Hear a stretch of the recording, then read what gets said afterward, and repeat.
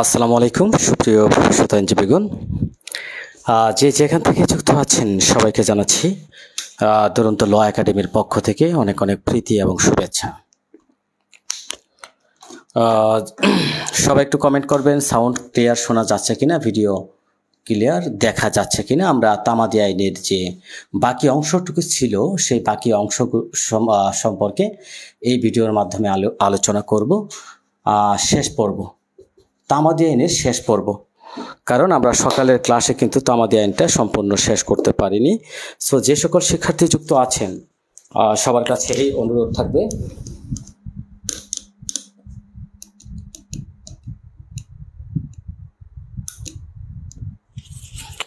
যে সকল শিক্ষার্থী যুক্ত আছেন সবাই একটা করে বিভিন্ন গ্রুপে শেয়ার করে দিবেন। প্রায় অর্ধশতক শিক্ষার্থী ইতিমধ্যেই যুক্ত আছেন।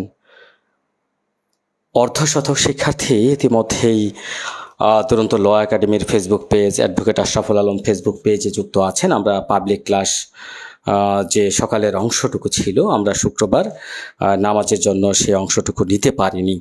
তো আমি এই পর্বে একদম তামাদি আইনের ফুল রিভিশন করে দেব আজকে এই ভিডিওর মাধ্যমে, এই লাইভের মাধ্যমে তামাদি আইন থেকে যে 10টি এমসিকিউ থাকে, 10টি এমসিকিউ ইনশাল্লাহ এই 10টি এমসিকিউ থেকে আশা করি আজকের এই লাইভের মাধ্যমে 5-6টি এমসিকিউ আপনি ইনশাল্লাহ কমন পেয়ে যাবেন। সেইভাবে ইনশাল্লাহ গুরুত্বপূর্ণ বিষয়গুলো নিয়ে আলোচনা করা হবে।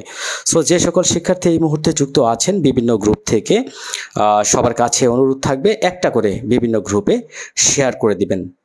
বার কাউন্সিল, অ্যাডভোকেটশিপ যে গ্রুপগুলো আছে সেই সকল গ্রুপে একটা করে শেয়ার করে দেওয়ার জন্য সবার কাছে বিনীতভাবে অনুরোধ জানাচ্ছি। এবং পাশাপাশি আপনি কোন জেলায় অবস্থান করেন, কোথা থেকে আমার এই লাইভে যুক্ত আছেন কমেন্ট করবেন।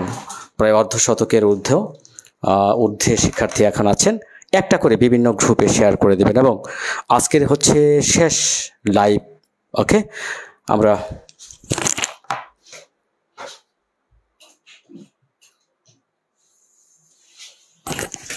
অনেক শিক্ষার্থী যুক্ত আছেন। হ্যাঁ, আমরা স্পেশাল রিভিশন ব্যাচটি আজ রাত 11 ঘটিকার সময় শুরু করার কথা ছিল, কিন্তু আমাদের তামাদি আইনের যে অংশটুকু বাকি ছিল সেটুকু আমরা শেষ করতে পারিনি বিধায় আগামীকাল থেকে আমাদের স্পেশাল রিভিশন ব্যাচ চালু হবে।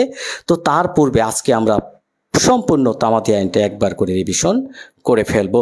সো এক ক্লাসে ইনশাল্লাহ তামাদি আইন রিভিশন হয়ে যাবে এই ক্লাসের মাধ্যমে। আশা করি যারা যুক্ত আছেন একটা করে বিভিন্ন গ্রুপে শেয়ার করে দিবেন।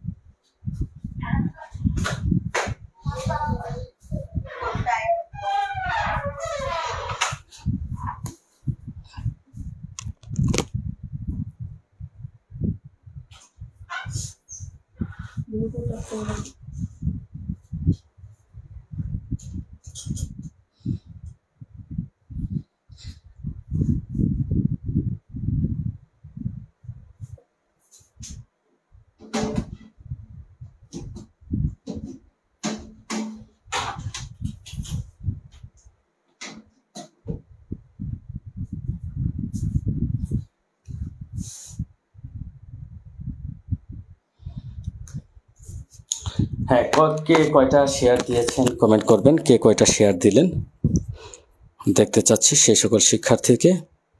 আপনারা কোথা থেকে যুক্ত আছেন, সাউন্ড ভিডিও ক্লিয়ার দেখা যাচ্ছে কিনা, আমরা ইনশাল্লাহ এই ভিডিওর মাধ্যমে একদম তামাদি আইন তামাদি করে ফেলবো। আমরা এই লাইভের মাধ্যমে তামাদি আইন একদম শুরু থেকে শেষ পর্যন্ত ইনশাল্লাহ রিভিশন করে ফেলবো।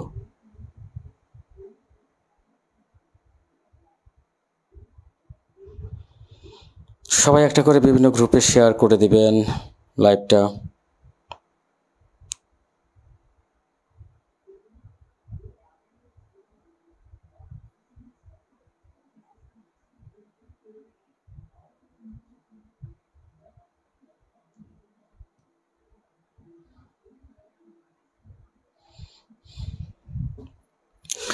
ওকে, হ্যাঁ, আপনার প্রিয় কাছের বন্ধু বান্ধব যারা আছে তাদেরকে মেনশন করতে পারেন। ঘোষউদ্দিন আছি স্যার সুনামগঞ্জ থেকে যুক্ত আছেন, সাব্বির হোসেন, নীলফামারী জল ঢাকা থেকে নুরিফা আক্তার যুক্ত আছেন।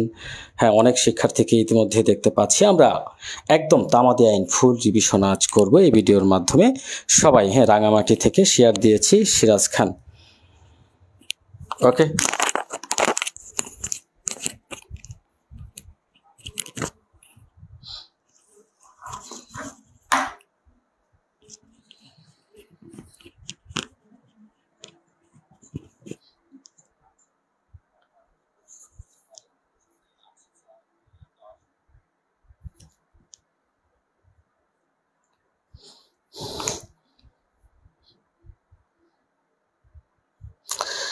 সুপ্রিয় ভবিষ্যৎ আইনজীবীগণ, আমরা চলুন মূল আলোচনাতে চলে যাই। আমরা সকালের পর্বে ধারা 1 থেকে 6 ধারা পর্যন্ত আলোচনা করেছি। চলুন একটু সামারি করে ফেলি। তো একটা প্রশ্ন দিয়েই প্রথমে আমি শুরু করব। দেখি প্রশ্নের উত্তরটা কে পারে। প্রশ্নটা হচ্ছে, রহিম দখল পুনরুদ্ধার এর মামলা দায়ের করবে। রহিম নির্ধারিত সময়ে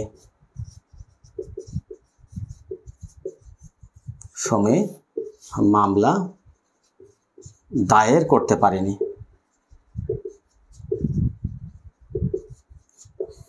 রহিমের প্রতিকার কি?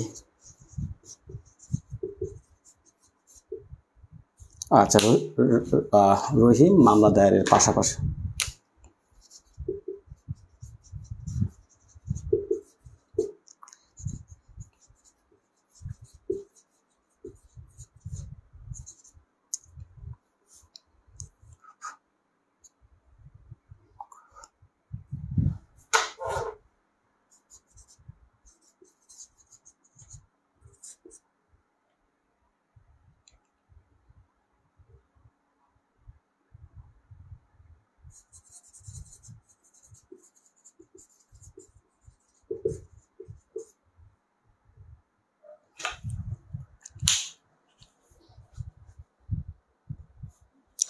আচ্ছা ইয়াসমিন রত্না, আমরা আলোচনা করব, ওয়েট করেন। শারমিন লাবণী বলছেন 4। আচ্ছা, এখন দেখেন রহিম একটা মামলা দায়ের করবে, সে নির্ধারিত সময়ের মধ্যে মামলাটা দায়ের করতে পারেনি। এখন রহিম কি বিলম্ব মওকুফ চাইতে পারবে?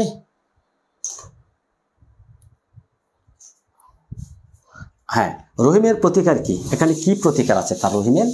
রহিম দখল পুনরুদ্ধারের একটি মামলা দায়ের করতে চাচ্ছে, কিন্তু নির্ধারিত সময়ের মধ্যে সে মামলাটা দায়ের করতে পারে নাই। এখন রহিমের কি প্রতিকার আছে? প্রতিকারটা কি?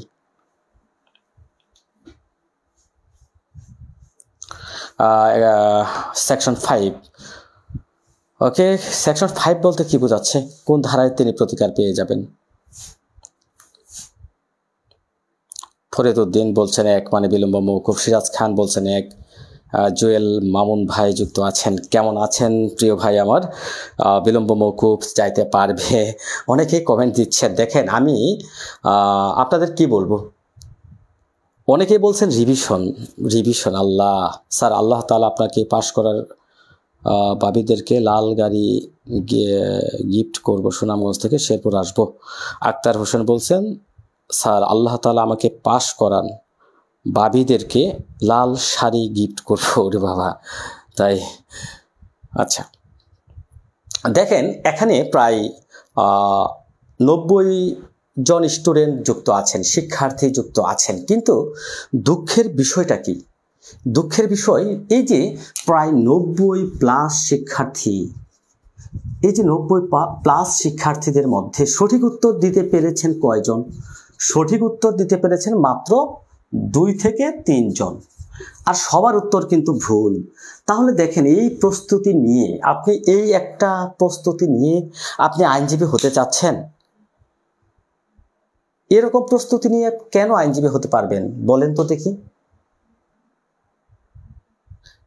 এই যে আমরা বিলম্ব মওকুফের যে 5 ধারাতে 5টা ক্ষেত্রে আমরা বিলম্ব মওকুফ চাইতে পারি।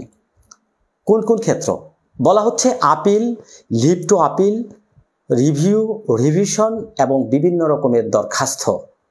এবং এই 5টা ক্ষেত্র ব্যতীত অন্য কোনো ক্ষেত্র আপনি বিলম্ব মওকুফ চাইতে পারবেন না। এখানে মূল মামলার ক্ষেত্রে 5 ধারা, অর্থাৎ বিলম্ব মওকুফ বা কন্ডেনেশন অফ ডিলে, এটা প্রযোজ্য নয়।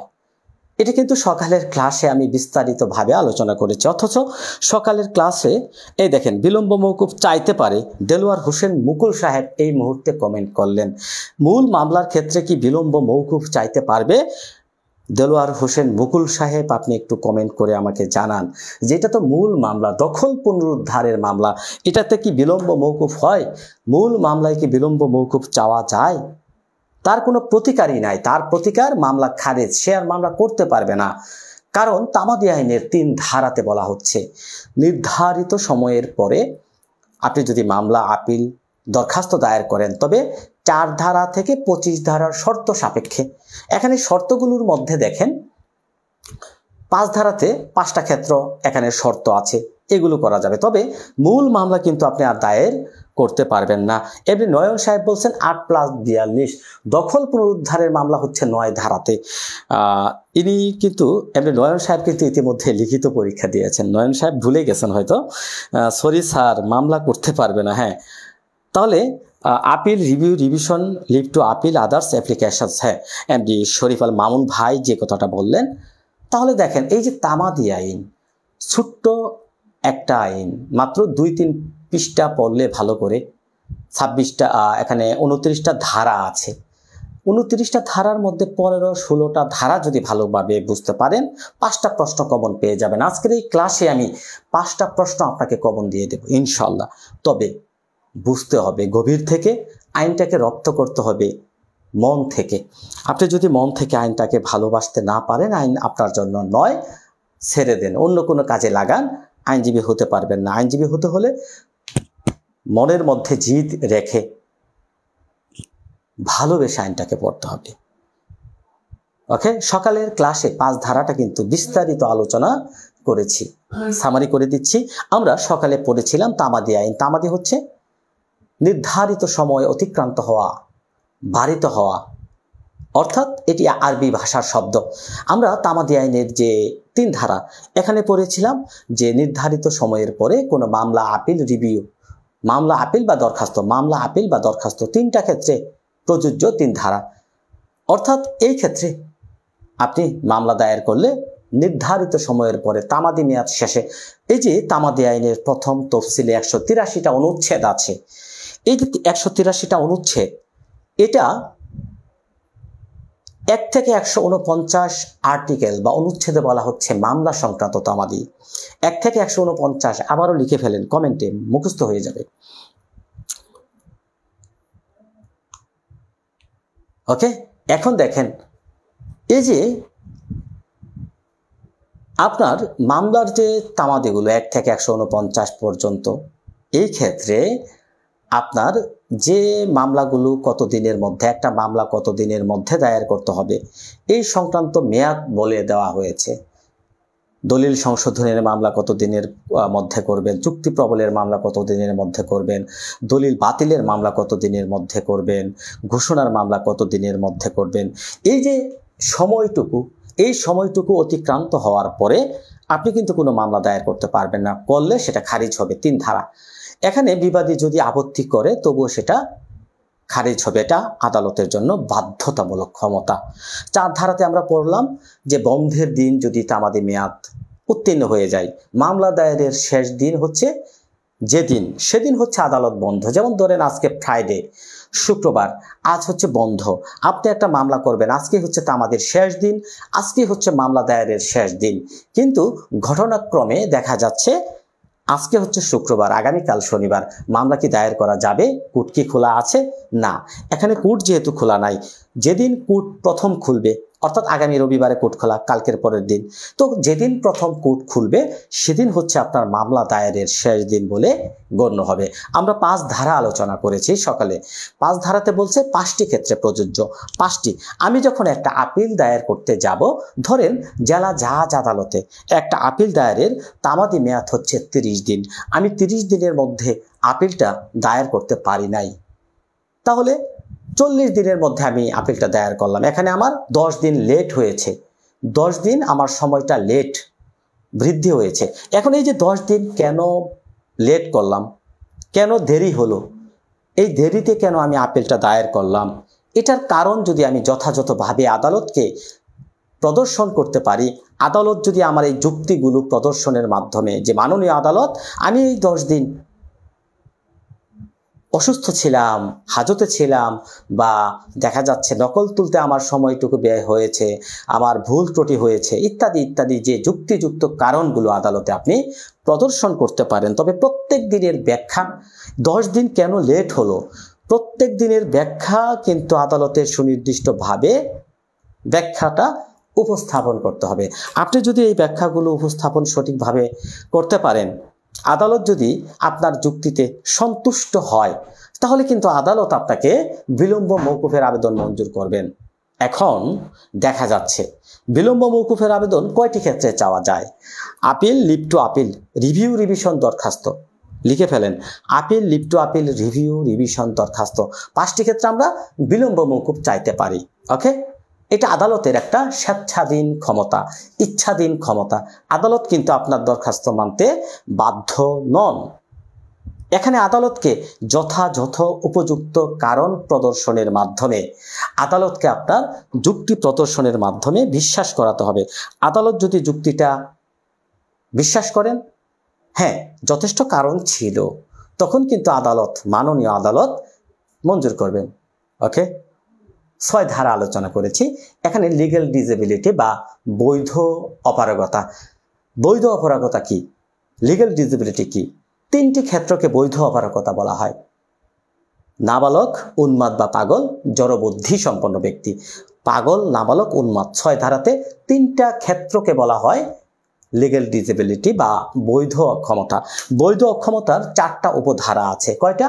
4টা উপধারা আছে। এটা কয়টা ক্ষেত্রে ইউজ করা যায়? 6 ধারা বা লিগ্যাল ডিসেবিলিটি কয়টি ক্ষেত্রে ব্যবহার হবে? এটা ব্যবহার হবে মাত্র 2টা ক্ষেত্রে। কয় ক্ষেত্রে ব্যবহার করা যাবে? 2টি ক্ষেত্রে প্রযোজ্য। কয়টি ক্ষেত্রে? 2টি ক্ষেত্রে প্রযোজ্য। লিগ্যাল ডিসেবিলিটি বা বৈধ অক্ষমতা দুইটি ক্ষেত্রে প্রযোজ্য। এক নাম্বার হচ্ছে মূল মোকদ্দমা এবং যে কোনো কার্যধারা। ওকে, সো জারির আবেদন, মূল মোকদ্দমা, কার্যধারা দুইটি ক্ষেত্রে প্রযোজ্য। চলুন আমরা লিগ্যাল ডিসেবিলিটি থেকে আবারও সুন্দরভাবে শুরু করি। অনেকেই বুঝেননি লিগ্যাল ডিসেবিলিটিটা কি। তামাদি আইনের লিগ্যাল ডিসেবিলিটি বা বৈধ অক্ষমতা, কয়টি অক্ষমতাকে বৈধ অক্ষমতা বলা হয়? কমেন্ট করবেন, কয়টি অক্ষমতাকে বৈধ অক্ষমতা বলা হয়? ধারা 6 বলা হচ্ছে লিগ্যাল ডিসেবিলিটি বা বৈধ অক্ষমতা। আমরা আলোচনা করব বৈধ অক্ষমতা নিয়ে। সো একটা বিজ্ঞাপন দিয়ে নিচ্ছি। এই যে আমার এই ছোট্ট 107 পাতা বা 110 পাতার মতো হবে এই বইটি আপনি স্বল্প সময়ের জন্য ক্রয় করে আপনার যে প্রস্তুতি, 1 মাসের যে প্রস্তুতি, হাতে সময় একদম নাই, কারণ আসন্ন পরীক্ষা 29শে নভেম্বর। 29শে নভেম্বর যদি আপনার বার কাউন্সিল এমসিকিউ পরীক্ষা হয়, এই মুহূর্তে আপনি কি পড়বেন কি পড়বেন না, কোনটা পড়বেন কোনটা রাখবেন, 7টা আইন কোন কোন ধারা পড়বেন, কোন কোন ধারা আপনার জন্য গুরুত্বপূর্ণ, এটা কিন্তু অনেকেই বুঝতে পারেন না। একটা কনফিউশনে ভুগেন, টেনশনে ভুগেন। তাদের টেনশন দূর করার জন্য আমি অ্যাডভোকেট আশরাফুল আলম নিয়ে আসছি আপনাদের জন্য বার কাউন্সিল এমসিকিউ দুরন্ত রিভিশন হ্যান্ডনোট। এই যে বার কাউন্সিল এমসিকিউ দুরন্ত রিভিশন হ্যান্ডনোটটি আপনি সংগ্রহ করার মাধ্যমে আপনার যে প্রস্তুতি, সেই প্রস্তুতিকে বারবার রিভিশন করতে পারবেন। এই বইয়ের মাধ্যমে দেওয়া আছে মূল আইনের প্রত্যেকটা ধারার বেসিক, একটা ধারার বেসিক দেওয়া আছে। আপনি যদি একটা ধারার মূল বিষয়বস্তু বেসিকটা জানেন, অর্থাৎ একটা ধারাতে কি বলা হচ্ছে এই অর্থটা আপনার মনের মধ্যে ঢুকিয়ে নিতে পারেন, যেভাবে প্রশ্ন করবে আপনি উত্তর করতে পারবেন। গতানুগতিক ধারার প্রশ্নগুলো মুখস্থ করার মাধ্যমে কিন্তু বার কাউন্সিলে পরীক্ষায় আপনি পাশ করতে পারবেন না। বার কাউন্সিল এমসিকিউ পাশ করতে হলে আইনের বেসিক নলেজ আপনার থাকতে হবে। সো স্বল্প সময়ের প্রস্তুতির জন্য আপনি সংগ্রহ করতে পারেন আমার এই ছোট্ট বইটি। এটা হচ্ছে আমার এক ছাত্র এটাকে বলেছেন গোলমরিচের ঝাল। অর্থাৎ এখানে এমসিকিউ পাস করার জন্য আপনার যতটুকু দরকার ঠিক ততটুকুই আপনি এখানে পেয়ে যাবেন। একটা মাস এই বইটা শুধু নিয়ে বারবার রিভিশন করবেন, বেসিকটা জানবেন। আমি গ্যারান্টি সহ বলতে পারি 70-75টা আপনি 100% পরীক্ষার হলে বসে দাগাতে পারবেন। কেননা পরীক্ষার জন্য আপনার পাস করার জন্য 100 নাম্বারের জন্য দরকার নাই, 100 নাম্বার পাওয়ারও দরকার নাই, পাস করার জন্য 50 দরকার। আপনি এই বইটা বারবার রিভিশন করার মাধ্যমে 70-এর উপরে নাম্বার পাবেন, এটাই আমি বলতে পারি। ছোট্ট বইটি আসলে গোলমরিচ সাব্বির হোসেন স্যার, আমি বইটি অর্ডার করেছি। ওকে, অজয়শীল। সো এবং আগামীকাল থেকে আরেকটা বিজ্ঞাপন দিয়ে নিচ্ছি। আগামীকাল থেকে ইনশাল্লাহ, আজ থেকে শুরু হওয়ার কথা থাকলেও তামাদি আইনটা আমরা শেষ করতে পারি নাই, সো তাই আজকে আমরা শুরু করতেও পারলাম না। আগামীকাল থেকে ইনশাল্লাহ আমাদের স্পেশাল রিভিশন ব্যাচ চালু। এই যে স্পেশাল রিভিশন ব্যাচ আগামীকাল থেকে শুরু হতে যাচ্ছে। 1 মাসের একটা প্রস্তুতি, 7টা আইনকে আমরা এমনভাবে বেসিকটা আপনাদেরকে শেখাবো, প্রশ্ন যেভাবেই হোক আমার ক্লাস থেকে আপনি 70-এর উপরে ইনশাল্লাহ বললাম কমন পাবেন। সো যাই হোক, আমরা বিজ্ঞাপন শেষে, বিজ্ঞাপন বিরতি পর্ব শেষ, বিজ্ঞাপন পর্ব শেষে আবারও আমরা চলে আসলাম মূল সিনেমাতে। এই যে আমরা যখন ছোটোর সময়ে টিভিতে সিনেমা দেখতাম, কিছুক্ষণ পর পর বিজ্ঞাপন দিত, এইরকম একটি বিজ্ঞাপন আমি দিয়ে দিলাম। বিজ্ঞাপন বিরতির শেষে আবারও আমরা চলে আসলাম বৈধ অক্ষমতা নিয়ে। এই যে বৈধ অক্ষমতা, এটা কি? এটা হচ্ছে 3টা বিষয়, 3টা বিষয়কে বৈধ অক্ষমতা বলা হয়। যে নাবালক, পাগল বা উন্মাদ, জড়বুদ্ধি সম্পন্ন। পাগল, জড়বুদ্ধি। দেখেন বেসিকটা কিভাবে আপনি জানবেন। এই বেসিকটা জানার পাশাপাশি আপনি কিভাবে আইনের যে পড়াটা, ধারাগুলোর যে বিষয়টা মনে রাখবেন। এখানে 6 ধারার মূল বিষয় 3টা, নাবালক, পাগল, জড়বুদ্ধি। নাবালক, পাগল, জড়বুদ্ধি, এই যে 3টা বিষয়, এই 3টা বিষয় এখানে লিগ্যাল ডিসএবিলিটি বা বৈধ অক্ষমতা হিসেবে ধরা হয়। অর্থাৎ এই যে আপনি একটা মামলা করবেন, মামলা করার সময় যদি কোনো ব্যক্তি, ধরেন কোনো ব্যক্তি মামলা করার একটা অধিকার অর্জন করলো, মামলা করার একটা অধিকার অর্জন করার সময় ওই ব্যক্তি দেখা যাচ্ছে নাবালক থাকতে পারে, পাগল থাকতে পারে বা জড়বুদ্ধি সম্পন্ন থাকতে পারে। এই যে নাবালক, পাগল বা জড়বুদ্ধি, যখন তিনি মামলাটা দায়ের করবেন তখন এই তিনটাতে যদি যে কোনো একটাতে আক্রান্ত থাকে বা তিনটাতে আক্রান্ত থাকে, এরকম হতে পারে। অর্থাৎ মামলা করার সময় যদি তিনটার যে কোনো একটাতে আক্রান্ত থাকে, তার মামলার যে তামাদি মেয়াদ গণনা করা হবে না, তার তামাদি গণনাটা তখন স্থগিত থাকবে। অর্থাৎ তিনি সুস্থ না হওয়া পর্যন্ত তামাদি গণনা স্থগিত থাকবে। যেমন ধরেন, আমরা 6 ধারার 4টা উপধারা, কয়টা উপধারা? 4টা। মৃদুল চক্রবর্তী বলেছেন, স্যার বই হাতে পেয়েছি, অনেক গুছালো একটি বই, ধারাগুলোর বেজিক খুব সুন্দরভাবে তুলে ধরেছেন, আলহামদুলিল্লাহ। বুকটা নিতে চাই ভাইয়া। যারা বুকটা নিতে চাচ্ছেন, আমার হোয়াটসঅ্যাপ নাম্বার ফেসবুকে দেওয়া আছে, আপনারা যোগাযোগ করে নিতে পারেন। এটা হচ্ছে আমার হোয়াটসঅ্যাপ নাম্বার 01727867215। এই হোয়াটসঅ্যাপ নাম্বারে যোগাযোগ করবেন। এবং যারা আমার স্পেশাল ব্যাচে যুক্ত হতে চাচ্ছেন, স্পেশাল ব্যাচ, দুরন্ত রিভিশন ব্যাচ আগামীকাল থেকে শুরু হবে। 7টা আইনের বেসিক জানবেন, পূর্ণাঙ্গ মিনিমাম 10টি মডেল টেস্ট থাকবে, 10টি এমসিকিউ মডেল টেস্ট, এবং হ্যান্ডনোট তাদের জন্য ফ্রি, হ্যান্ডনোট ফ্রি। আগামীকাল ক্লাস শুরু। আজকে এবং আগামীকালের মধ্যে অ্যাডমিশন নিতে হবে। ফি মাত্র 2000 টাকা, ফি মাত্র 2000 টাকা। ওকে, বলে দিলাম, ফি মাত্র 2000 টাকা। এই যে কয়টা উপধারা আছে? 4টা উপধারা। প্রথম উপধারাটা যদি দেখি, প্রথম উপধারা দেখেন, 4টা উপধারার মধ্যে আমরা প্রথম উপধারা 1 নাম্বার 6-1, এই 6-1 ধারাতে বলা হচ্ছে এই তিনটার মধ্যে নাবালক, পাগল বা জড়বুদ্ধি, এই তিনটার মধ্যে যে কোনো একটাতে পতিত হলে, তাহলে একটিতে পতিত হলে, পতিত মানে কি? ধরেন করিম মামলা করবে, করিমের উপর যখন মামলা করার একটা অধিকার অর্জন হয়, তখন করিম সাহেব ধরেন নাবালক, তখন তিনি সাবালক না হওয়া পর্যন্ত তার তামাদি মেয়াদ গণনাটা স্থগিত থাকবে। আবার দেখা যাচ্ছে করিম যদি পাগল থাকে অথবা জড়বুদ্ধি থাকে, মানে পাগল থাকতে পারে, নাবালক থাকতে পারে, জড়বুদ্ধি থাকতে পারে, এই যে তিনটার মধ্যে যে কোনো একটাতে আক্রান্ত হতে হবে। একটা 6-1 ধারাতে বলছে, 6-1-এ বলছে যে কোনো একটিতে পতিত হলে তিনি লিগ্যাল ডিসেবিলিটি বা আইনগত অক্ষমতা দূর না হওয়া পর্যন্ত তার তামাদি গণনা স্থগিত থাকবে। ওকে, তিনি যেদিন সাবালক হবেন সেদিন থেকে তামাদি গণনা শুরু হবে, অথবা তিনি যদি পাগল থাকেন, সুস্থ হলে তামাদি গণনা শুরু হবে, এই রকম আর কি। সো 2 নাম্বার যে উপধারাটা দেখেন, একটি থেকে পতিত হয়ে, একটিতে পতিত হওয়ার পর সেটি সুস্থ না হওয়ার পরপরই আরেকটিতে পতিত হলে, অর্থাৎ এরকম সহজ করে দেই, করিম সাহেব ধরেন নাবালক, তখন তার উপর একটা মামলা দায়েরের অধিকার অর্জন হলো। করিম যখন নাবালক, তখন তার উপর একটা মামলা করার অধিকার অর্জন হলো। এখন দেখা যাচ্ছে তিনি করিম নাবালক, তিনি তো মামলাটা দায়ের করতে পারলেন না। করিম নাবালক থাকা অবস্থায় তিনি আবার পাগল যদি হয়ে যান, পাগল হয়ে গেলেন, ধরেন করিম নাবালক থাকা অবস্থায় আবার পাগল হয়ে গেলেন, তাহলে এখানে 2টা, তাহলে 2 উপধারাতে মনে করবেন 2টাতে পতিত হলে 2টা লিগ্যাল ডিসেবিলিটি থাকতে হবে, 2টি অপারগতা, অর্থাৎ একটি থেকে সুস্থ না হয়ে আরেকটি লিগ্যাল ডিসেবিলিটিতে আক্রান্ত হলে উভয় লিগ্যাল ডিসেবিলিটি দূর না হওয়া পর্যন্ত তার তামাদি গণনা স্থগিত থাকবে। এই যে উদাহরণটা দিলাম, যে রহিম নাবালক থাকা অবস্থায় সুস্থ, মানে সাবালক না হয়ে রহিম যদি পরবর্তীতে পাগল হয়ে যান, তাহলে নাবালক এবং পাগল উভয় ডিসেবিলিটি থেকে সুস্থ না হওয়া পর্যন্ত তার তামাদি গণনা স্থগিত থাকবে।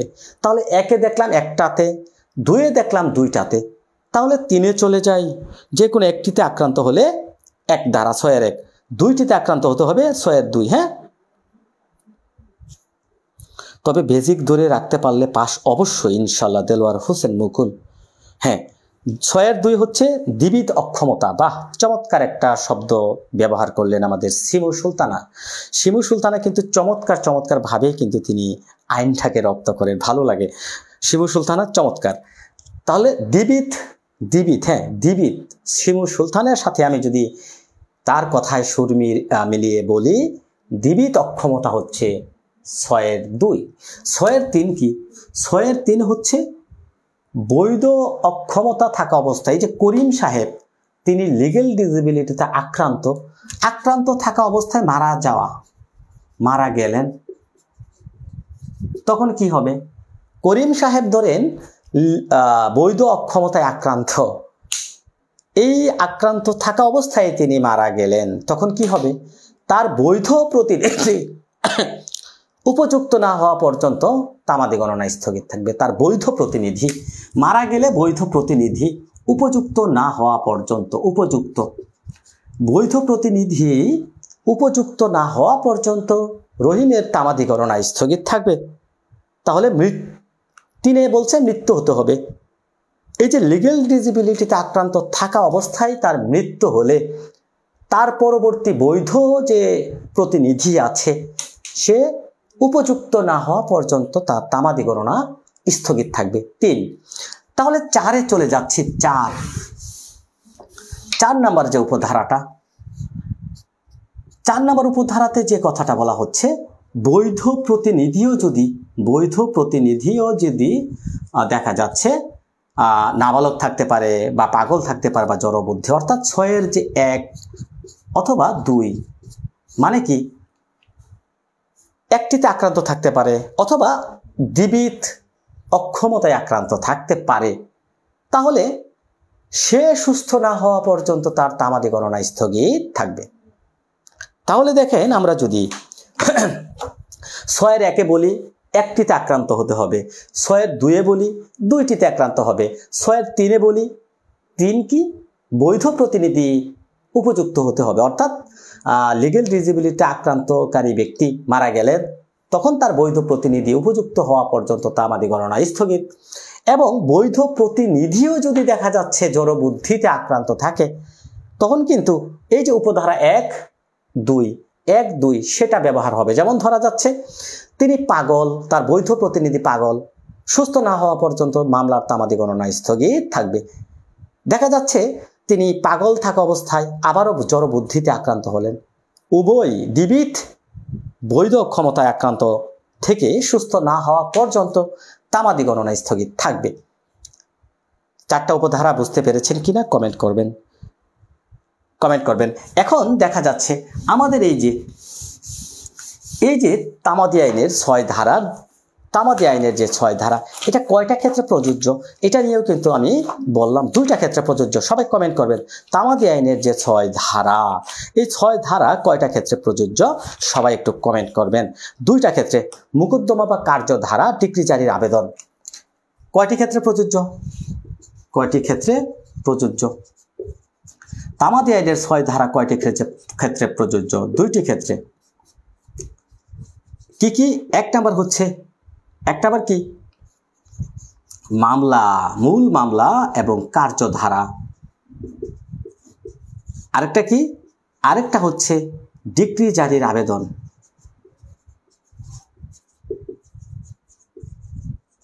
এই 2টি ক্ষেত্রে প্রযোজ্য। ওকে,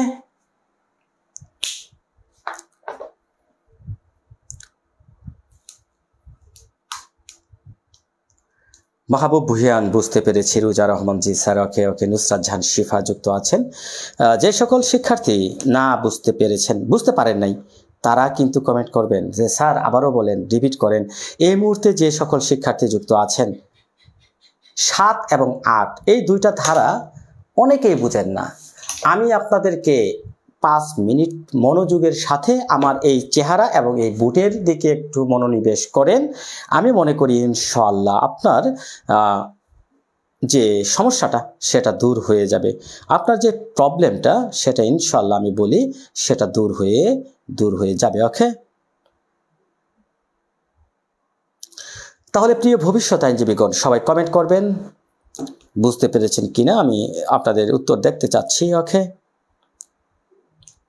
সবাই কমেন্ট করবেন। ওকে, আলহামদুলিল্লাহ আলহামদুলিল্লাহ, শাহেদ খান শাহিদ। ওকে, তাহলে দেখেন ধারার বেসিকটা কোথা থেকে প্রশ্ন হবে। প্রশ্ন কিন্তু কয়েকটা 6 ধারা থেকে আসছে। আমি একটু যদি এটা আবার মনে রাখবেন, এটা কিন্তু 5 ধারার। আচ্ছা, একটা প্রশ্ন করি, উত্তর করেন তো দেখি, যে দ্য লিমিটেশন অ্যাক্টের কোন ক্ষেত্রে 6 ধারার বিধান প্রযোজ্য নয়? মোকদ্দমা, কার্যক্রম, আপিল, ডিক্রি জারির আবেদন। এই যে 6 ধারাটা কিন্তু 5 ধারার ব্যতিক্রম, 5 ধারার ব্যতিক্রম মনে রাখতে হবে। লিমিটেশন অ্যাক্টের 6 ধারার বিধান কোন ক্ষেত্রে প্রযোজ্য? মোকদ্দমা, কার্যক্রম, আপিল বা ডিক্রি জারির আবেদন। ওকে, যে সকল শিক্ষার্থী আমাদের স্পেশাল দুরন্ত রিভিশন ব্যাচে যুক্ত হতে চাচ্ছেন, আমার এই হোয়াটসঅ্যাপ নাম্বারে যোগাযোগ করবেন। আগামীকাল থেকে, আজ থেকেই শুরু হওয়ার কথা থাকলেও আমাদের তামাদি আইনটা শেষ করতে পারি নাই বিধায় আবারও আমরা তামাদি নিয়ে পড়ে আছি। আমাদের ক্লাসও তামাদি হয়ে গেল। আমরা বিলম্ব মওকুফ বা কন্ডেমনেশন অফ ডিলের দরখাস্ত দিলাম আজকে। আগামীকাল থেকে আমাদের দুরন্ত রিভিশন ব্যাচের ক্লাস শুরু হবে। আমরা আজকে ক্লাস হওয়ার কথা ছিল, আমরা এটাকে কি করেছি, কন্ডেমনেশন অফ ডিলে বিলম্ব মওকুফ চেয়েছি। ওকে, এখনো বিক্রি জারির আবেদন আলাদা করে আবেদন করা লাগবে না। সেক্ষেত্রে কি হবে? আচ্ছা, আমাদের পড়ার জন্য যতটুকু দরকার ততটুকুই, না লাগলে না লাগুক, সমস্যা নেই। জেম রুবি আপিল, রিভিউ, রিভিশন এটা প্রযোজ্য নয়। রুজা রহমান আপিল 4 নম্বর উপধারা অনেকবার বলছেন, 4 নম্বর উপধারা আরেকবার বলতেন। আচ্ছা, 4 নম্বর উপধারাটা হচ্ছে এই যে 4 নম্বর যে উপধারাটা, এই যে ব্যক্তি মারা গেলেন লিগ্যাল ডিসেবিলিটিতে, ধরেন রহিম আক্রান্ত, তিনি মারা গেলেন। এখন তার বৈধ প্রতিনিধি এখানে পক্ষভুক্ত হতে হবে। তিনি কিন্তু তার বৈধ প্রতিনিধির উপর এটা অর্পিত হবে মামলা দায়েরের যে অধিকারটা। রহিমের উপর একটা মামলা করার অধিকার অর্জন হলো। রহিম মারা গেলেন, জড়বুদ্ধিতে আক্রান্ত থাকা অবস্থায় মারা গেলেন, তখন তার বৈধ প্রতিনিধি কিন্তু এই অধিকারটা অর্জন করবে। 4 নম্বর উপধারাতে যে কথাটা বলছে, তার বৈধ প্রতিনিধি যদি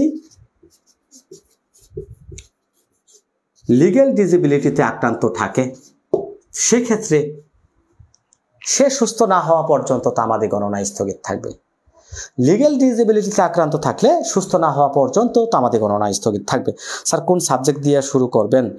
আগামীকাল শুরু করব আমরা ইনশাল্লাহ প্যানাল কোড দিয়ে শুরু করব। কারণ দেখেন, একটু বলে নিই, আমরা আমাদের দুরন্ত এমসিকিউ ব্যাচে, দুরন্ত রিভিশন ব্যাচে কেন আমরা কোন আইন দিয়ে শুরু করব?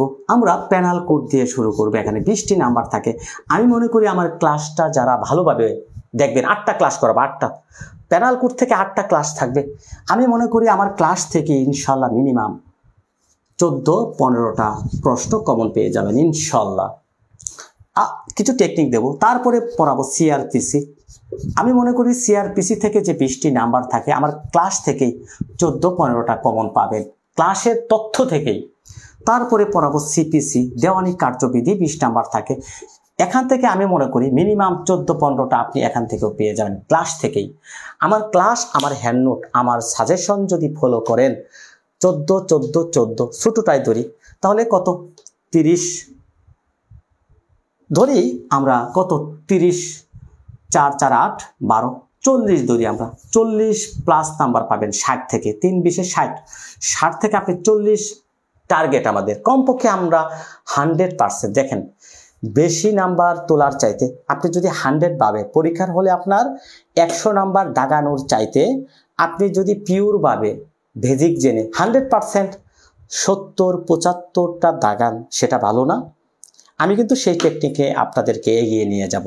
আমার এই যে লজিকটা যারা গতবার ব্যবহার করেছেন, আমার উপদেশটা যারা মেনেছেন, আমার উপদেশ যারা মেনে চলেছেন, তারা কিন্তু নিঃসন্দেহে এমসিকিউ পাস করছেন। অনেকেই এখনো যুক্ত আছেন, বিশ্বাস না হলে তারা কমেন্ট করবেন। আমার লজিকটা হচ্ছে, এখানে আমি বেসিকটা জানাবো। এই 3টা আইন কিন্তু বড় আইন, অনেকেই ভয় পায়। সো এই ভয়টাকে দূর করার জন্য আমি এটাকে এমনভাবে রিভিশন করাবো, 40 নাম্বার কমন পেয়ে যাবেন ইনশাল্লাহ। এবং বাকি যে 4টা আইন আছে, এভিডেন্স অ্যাক্ট, তামাদি, তারপরে হচ্ছে বার কাউন্সিল, তারপরে হচ্ছে সাক্ষ্য আইন, ওই 4টা থেকে 40 নাম্বার থাকে। আপনি নিঃসন্দেহ সেখান থেকে আমি যেভাবে পড়াবো ক্লাস থেকে আপনি 25 নাম্বার থেকে মিনিমাম 25 পাবেন। তাহলে দেখেন তো 65 নাম্বার 100% আপনি শুধুমাত্র ক্লাস থেকে পাবেন। বিশ্বাস হয় না? আমার গতবারের রিভিশন ক্লাসগুলো যারা করেছেন তারা একটু কমেন্ট করবেন বিশ্বাস হয় কিনা। ক্লাস থেকে পাবেন ইনশাল্লাহ। নাইম পাভেল, প্যানাল কোড হলে ভালো হয় স্যার। হ্যাঁ, প্যানাল কোড দিয়েই শুরু করব, আগামীকাল প্যানাল কোড দিয়েই শুরু করব। প্যানাল কোড, পরে ফৌজদারি, পরে হচ্ছে সিপিসি, তারপরে ছোট আইনগুলো 2 দিন 3 দিনে পড়িয়ে শেষ করে দেবে ইনশাআল্লাহ। সেরা একটা প্রস্তুতি হবে। নজরুল ইসলাম, জি স্যার, ওকে আলহামদুলিল্লাহ, ওকে। হ্যাঁ, আমাদের সেই নজরুল ইসলাম, যারা যুক্ত হতে চাচ্ছেন এই নাম্বারে হোয়াটসঅ্যাপে যোগাযোগ করবেন। তো আমরা এখন 7 ধারাটা আলোচনা করব। অনেকে 7 এবং 8 এই 2টা ধারা বুঝেনি না। আমি মনে করি একটু ভালোভাবে মনোযোগের সাথে ক্লাসটা দেখেন। আশা করি আপনাদের যে প্রবলেমটা, আমি আছি, পাশ করেছি ইনশাল্লাহ। হ্যাঁ, আমাদের সেই দুরন্ত শরীফ আল মামুন ভাই, দেওয়ানি অনেক কঠিন স্যার। আমি যেভাবে পড়াবো দেওয়ানি হবে আপনার জন্য সবচাইতে সহজ একটা সাবজেক্ট। দেওয়ানি ইতিমধ্যেই আমাদের দুরন্ত স্পেশাল ব্যাচের অনেক শিক্ষার্থী দেওয়ানি রিভিশন কোর্স একবার পড়েছেন। তো আপনারা একটু কমেন্ট করেন তো দেখি দেওয়ানি এখন সহজ মনে হয় কিনা। আমি যেভাবে আপনাদেরকে দেওয়ানিটা পড়িয়েছি, দেওয়ানির বিষয়টা কি? দেওয়ানিটা হচ্ছে একটা মামলা দায়ের করতে হবে। দেওয়ানি একটা মামলা কিভাবে শুরু হবে, কিভাবে বিভিন্ন পদ্ধতির মধ্য দিয়ে চূড়ান্ত নিষ্পত্তি হবে, এই বেসিকটা যদি আপনি জানেন, দেওয়ানি কার্যবিধি আপনার জন্য পানির মতো সহজ। কারণ দেওয়ানি কার্যবিধিতে বলা হচ্ছে একটা মামলা কিভাবে শুরু হবে, কিভাবে সমন জারি হবে, ইত্যাদি ইত্যাদি পর্যায়ক্রমে রায়ের মাধ্যমে কিভাবে ডিক্রি হবে। তারপরে আপনি ডিক্রি হওয়ার পরে দেখা যাচ্ছে আপনি কিভাবে আপিল করবেন, রিভিশন করবেন, রিভিউ করবেন, নাকি ডিক্রি জারি করবেন, ইত্যাদি ইত্যাদি বিষয় অনেক আছে। সো আমি মনে করি দেওয়ানি কার্যবিধির বেসিকটা যদি আপনার জানা থাকে, প্রথম ক্লাসটা হবে বেসিক ক্লাস। আশা করি ইনশাল্লাহ অনেক সহজ মনে হবে। আমার কাছে অনেক সহজ মনে হচ্ছে আগের থেকে। শামসুর নাহার, হ্যাঁ, আমাদের স্টুডেন্ট অনেকেই, হ্যাঁ, 2-1 জনের কাছে তো কঠিন লাগবেই। সব বিষয় তো আর সবার কাছে সহজ মনে হয় না। আমি মনে করি দেওয়ানি কার্যবিধির যে বেসিকটা জানেন, ইনশাল্লাহ সহজ মনে হবে। আগে অনেক কঠিন লাগতো, হ্যাঁ আলহামদুলিল্লাহ অনেক ইজি হয়ে গেছে। ওকে, দেওয়ানি মানেই হচ্ছে একটা মামলা কিভাবে শুরু হবে এটা আপনার ধরতে হবে, বুঝতে হবে। দেওয়ানি মামলাটা শুরু হওয়ার পর থেকে আস্তে আস্তে বিভিন্ন ধাপ, পর্যায়ে, বিভিন্ন ধাপের মাধ্যমে ডিক্রি হয়। ডিক্রির পরে আপিল, রিভিউ, রিভিশন হবে। ওই বিষয়গুলো যদি ভালোভাবে জানেন, আমি একটা ছোট্ট টেকনিক দিয়েছি, একটা ভিডিও আছে আমার ফেসবুক প্রোফাইলে, দেখবেন। একটু বলেই নেই, এই যে ধারা 1 থেকে 30 বা 33, এখানে কি বলা আছে জানেন? একটা মামলা দায়ের, তারপরে হচ্ছে ডিক্রি, দায়ের থেকে ডিক্রি পর্যন্ত বলা আছে। আবার সেম বিষয়টা বলা হচ্ছে 1 আদেশ থেকে 20 আদেশ পর্যন্ত আদেশ। এই সেম বিষয়টাই বলা আছে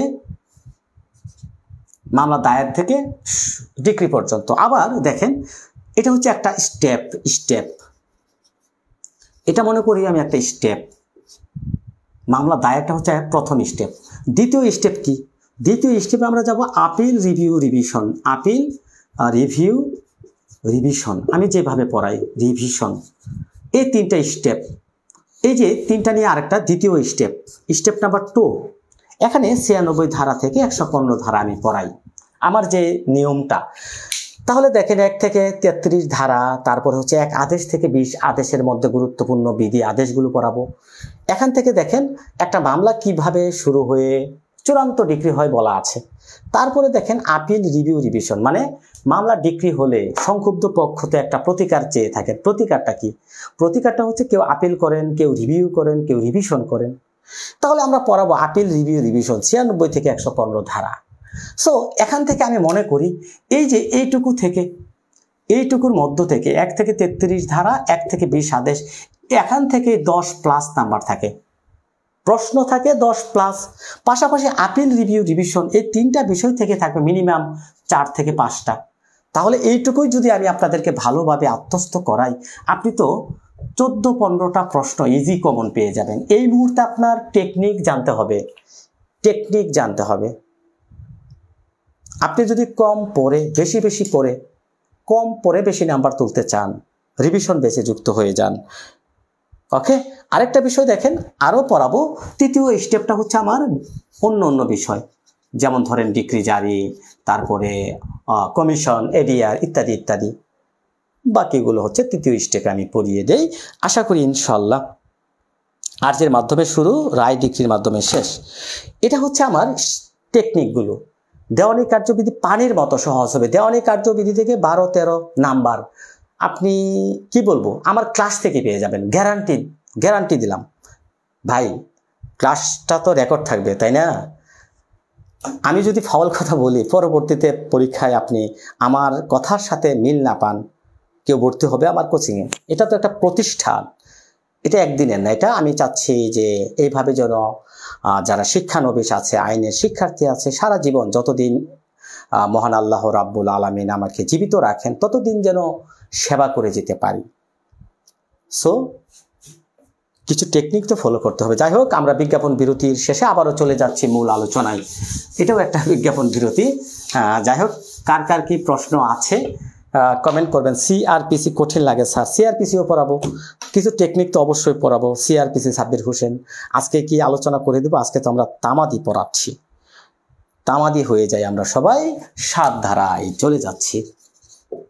7 ধারা দেখেন, 7 ধারাতে কি বলছে? কতিপয় বাদী বা দরখাস্তকারীদের মধ্যে একজনের অপারগতার কথা।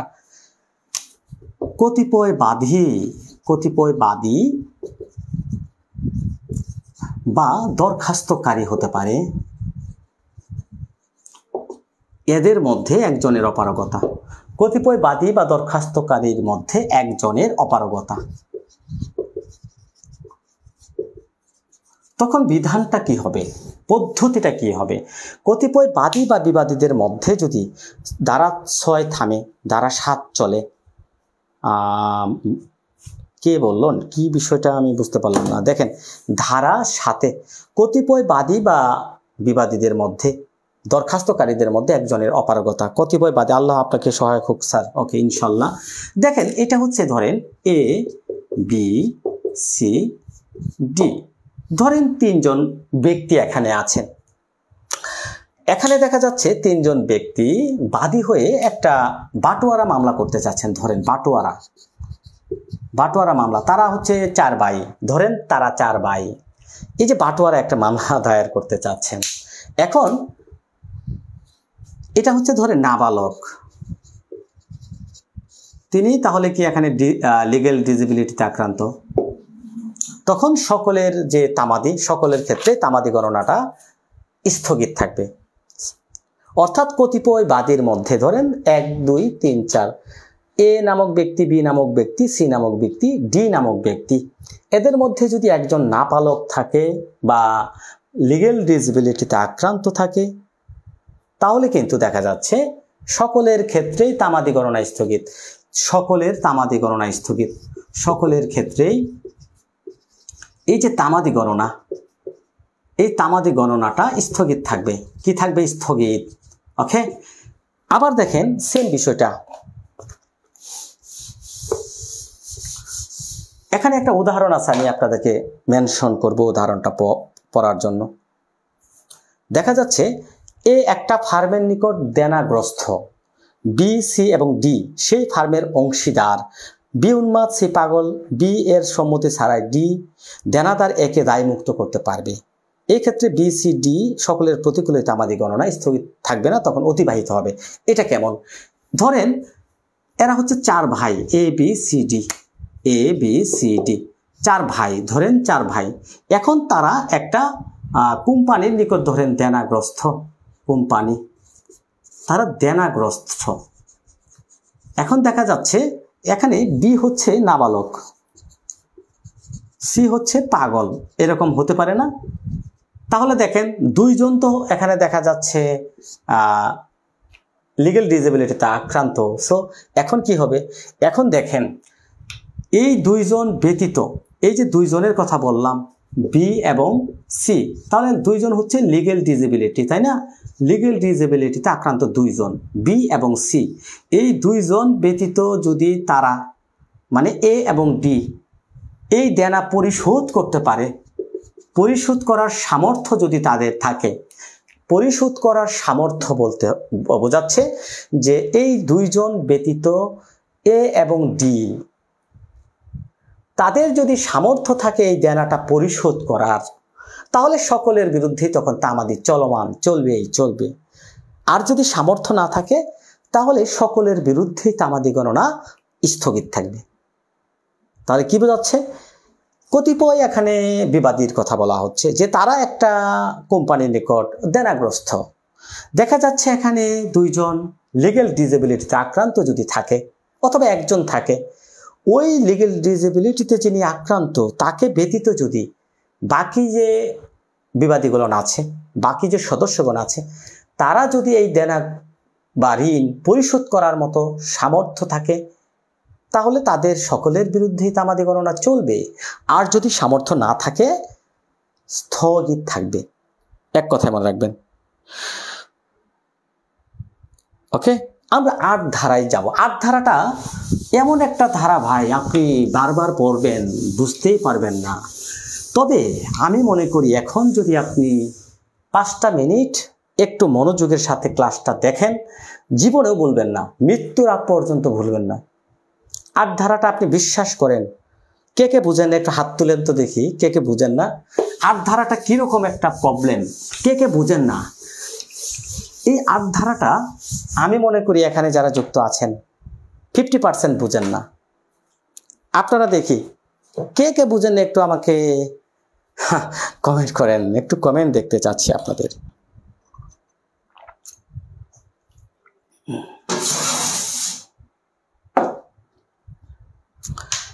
ওকে, একটু আপনাদের কমেন্ট আমি দেখতে চাচ্ছি, একটু কমেন্ট করবেন যে কে কে বুঝেন না। হ্যাঁ, হাত তুললেন মায়া হাসান। ওকে, আর সবাই বুঝেন? বাহ, চমৎকার চমৎকার। স্পেশাল এক্সেপশন বা বিশেষ ব্যতিক্রম, ধারা ৮, বিশেষ ব্যতিক্রম। ব্যতিক্রমটা কি? ব্যতিক্রমটা হচ্ছে ৬-৭ ধারার ব্যতিক্রম। ওকে, পেস লাগে, পেস লাগে। আমি পেসটা ছুটিয়ে দিচ্ছি, পেস লাগবে না কখনো আর। সহজেই আপনাদেরকে এই পেসটা আমি ছুটিয়ে দিচ্ছি, সহজেই পেসটা ছুটিয়ে দিচ্ছি। আমি বুঝি না স্যার ৮ ধারা, ৬-৭ ধারার ব্যতিক্রম। কে কে বুঝেন না হাত তুলবেন। ওকে, আছেন সাব্বির হোসেন।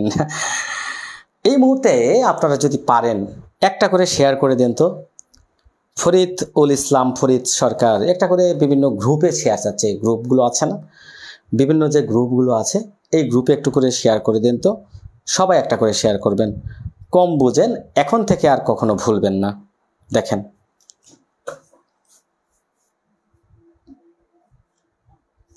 হ্যাঁ, সবাই একটা করে কমেন্ট করবেন।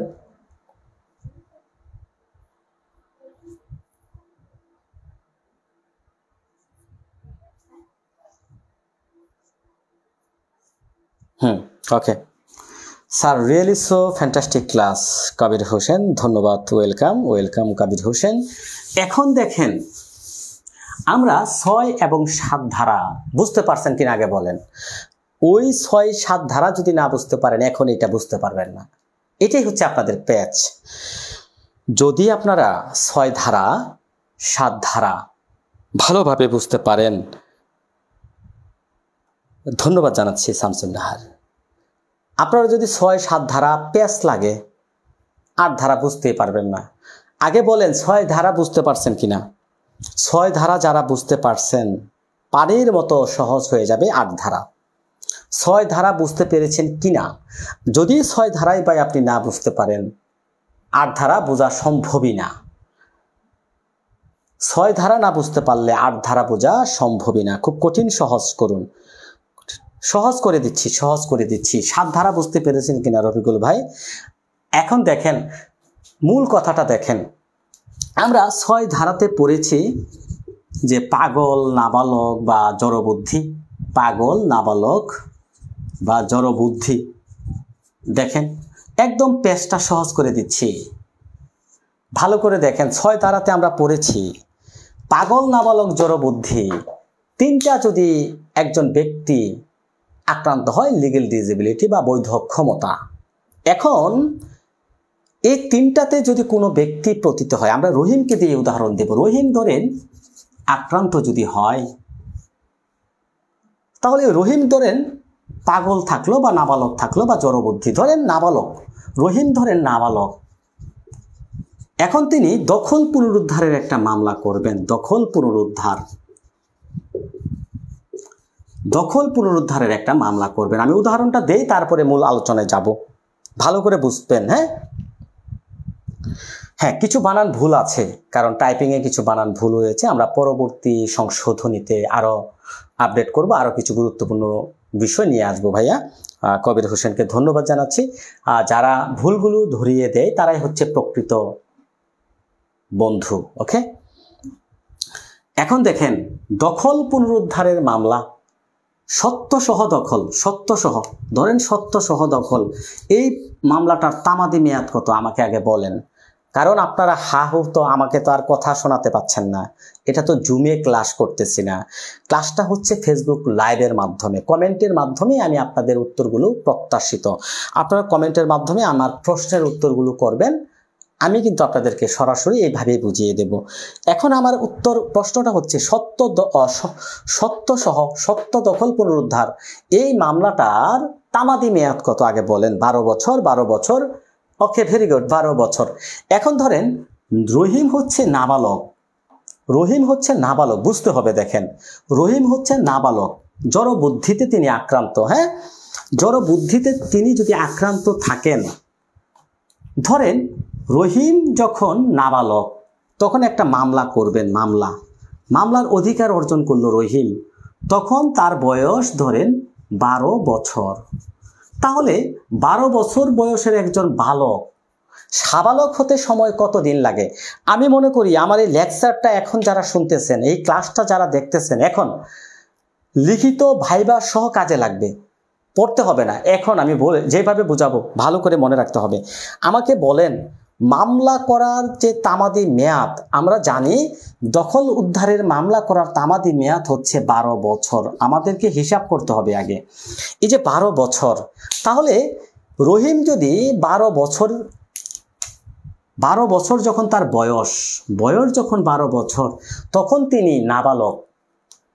রহিমের বয়স যখন 12 বছর, তিনি নাবালক, তাহলে সাবালক হতে তার কত বছর লাগে? 12, 13, 14, 15, 16, 17, 18, কয় বছর লাগে? সাবালক হতে কত লাগে? রহিমের সাবালক হতে আর কত বছর লাগে? সাবালক কত বছরের মধ্যে হয় আর কত বছর? একটু আমাকে কমেন্ট করেন হিসাব করে। যারা অঙ্ক পারেন ভালো তারা একটু কমেন্ট করেন তো দেখি। রহিম যখন নাবালক, তার বয়স 12 বছর, তখন তিনি মামলা করার অধিকার অর্জন করলেন। সো তিনি নাবালক, তিনি তো আর মামলা করতে পারতেছেন না, তামাদি গণনা স্থগিত। সাবালক হতে কত লাগে? ফ্রন্ট সাইজ বড় করলে ভালো হয়। তাছাড়া আলহামদুলিল্লাহ ভালো লেগেছে আপনার বইটি। ওকে, হ্যাঁ, ফ্রন্ট সাইজ বড় করব। হ্যাঁ, ইনশাল্লাহ পূর্ণাঙ্গ একটা বই হবে ভাইয়া। আপাতত তো রিভিশন দেওয়ার জন্য এই বইটা করা। ইনশাল্লাহ কিছু ভুল ত্রুটি আছে, যেমন ধরা যাক বানানের ভুল বা কিছু অক্ষরের ভুল, হ্যাঁ এরকম আছে। তবে বেসিকটা বানান দিয়ে আপনি কি করবেন ভাই? এটা কি আপনি বাংলা পরীক্ষা দিবেন? আপনার জানা দরকার বেসিকটাই আছে এখানে। হ্যাঁ, 6 বছর, ভেরি গুড। হ্যাঁ, আমাদের সিরাজ খান সাহেব বড় ভাই, তার সাবালক হতে দরকার 6 বছর। তাহলে তার হাতে কি আছে? তিনি যখন সাবালক হয়ে গেলেন, তার হাতে কত বছর আছে? 6 বছর আছে। 6 বছর কিন্তু আমরা পেয়ে গেলাম, ভালো করে লক্ষ্য করুন। এখন 8 ধারাতে কি বলছে দেখেন। 8 ধারাতে আমরা এখন 8 ধারায় যাই, আমরা কিন্তু হাতে 6 বছর পেয়ে গেলাম। দেখেন 8 ধারার মূল কথাটা কি? বৈধ অক্ষমতা দূর হওয়ার পরে, বৈধ অক্ষমতা দূর হওয়ার পরে সর্বোচ্চ তামাদি পাবে। সর্বোচ্চ সময় হচ্ছে, তামাদি মেয়াদ হচ্ছে 3 বছর। দেখেন সর্বোচ্চ তামাদি কত? 3 বছর। আগে এটা বুঝেন, আমরা এটা রাখলাম, এই স্টেপটা এখানেই থাক। 6 বছর তো তার এখনো আছে রহিমের, আমরা রহিমকে এখন রেখে দিই। আমরা তাহলে বেজিকটা জানি।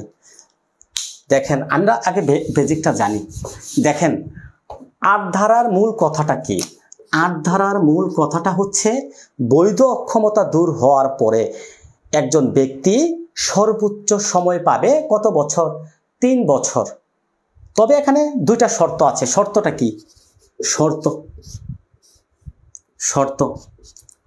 যদি 3 বছরের অধিক সময় হাতে থাকে, সময় হাতে থাকে, দেখেন আমি বাংলা ভাষায় বোঝাচ্ছি আপনাদের। যদি 3 বছরের অধিক সময় হাতেই থাকে, 8 ধারা প্রযোজ্য নয়। 8 ধারা প্রযোজ্য আর দরকার নাই, 8 ধারা প্রযোজ্য নয়। একটু মুছে দিই এগুলো। হ্যাঁ, দেখেন শর্তটা কি? বৈধ অক্ষমতা দূর হওয়ার পরে সর্বোচ্চ সময় 3 বছর আমরা পেয়ে গেলাম। 8 ধারার মূল কথা, যদি 3 বছরের অধিক সময় হাতেই থাকে, সময় তাহলে যদি 3 বছরের অধিক সময় হাতে থাকে,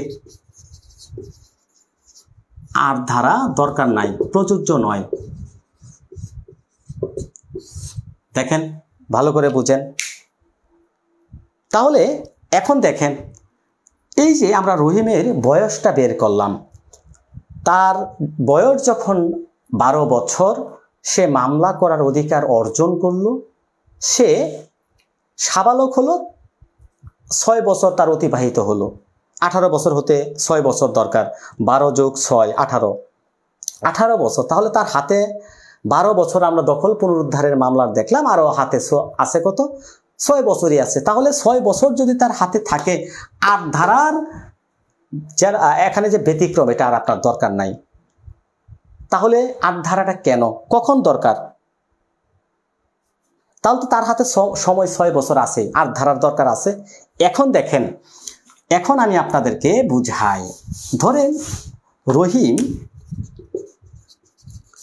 বয়স যখন ধরেন 3 বছর, তখন এই রহিমের একটা মামলা করার অধিকার অর্জন হলো। তাহলে 18 বছর হতে তার আর কত দরকার? কমেন্ট করেন তো। এখন আপনাদের কমেন্টে আপনারা শিখে ফেলবেন। মূল আমার মশাই কামড়াচ্ছে ভাই, কয়েল নাই, গরিব মানুষ আমি তো। এখন দেখেন রহিমের বয়স যখন 3 বছর, তখন তিনি মামলার অধিকার অর্জন করলেন। অধিকার, এখন আপনারা আমার হিসাবটা বের করেন, তার সাবালক হতে আর দরকার কত? সাবালক হতে কত দরকার? আমরা ধরেন এই সত্য ঘোষণার মামলাই করব, সত্য সহ দখল পুনরুদ্ধারের মামলা, এটাই করব। ধরেন আমরা এটাই করব, এটাই আমাদের দরকার। হাতে থাকে বলতে কি বোঝায়? হাতে মানে হাতে থাকে বলতে তার এখনো 6 বছর তামাদি মেয়াদ আছে। যদি সত্য সহ দখল পুনরুদ্ধারের মামলার তামাদি মেয়াদ হয় 12 বছর, তাহলে রহিম তার বয়স তখন 12 বছর।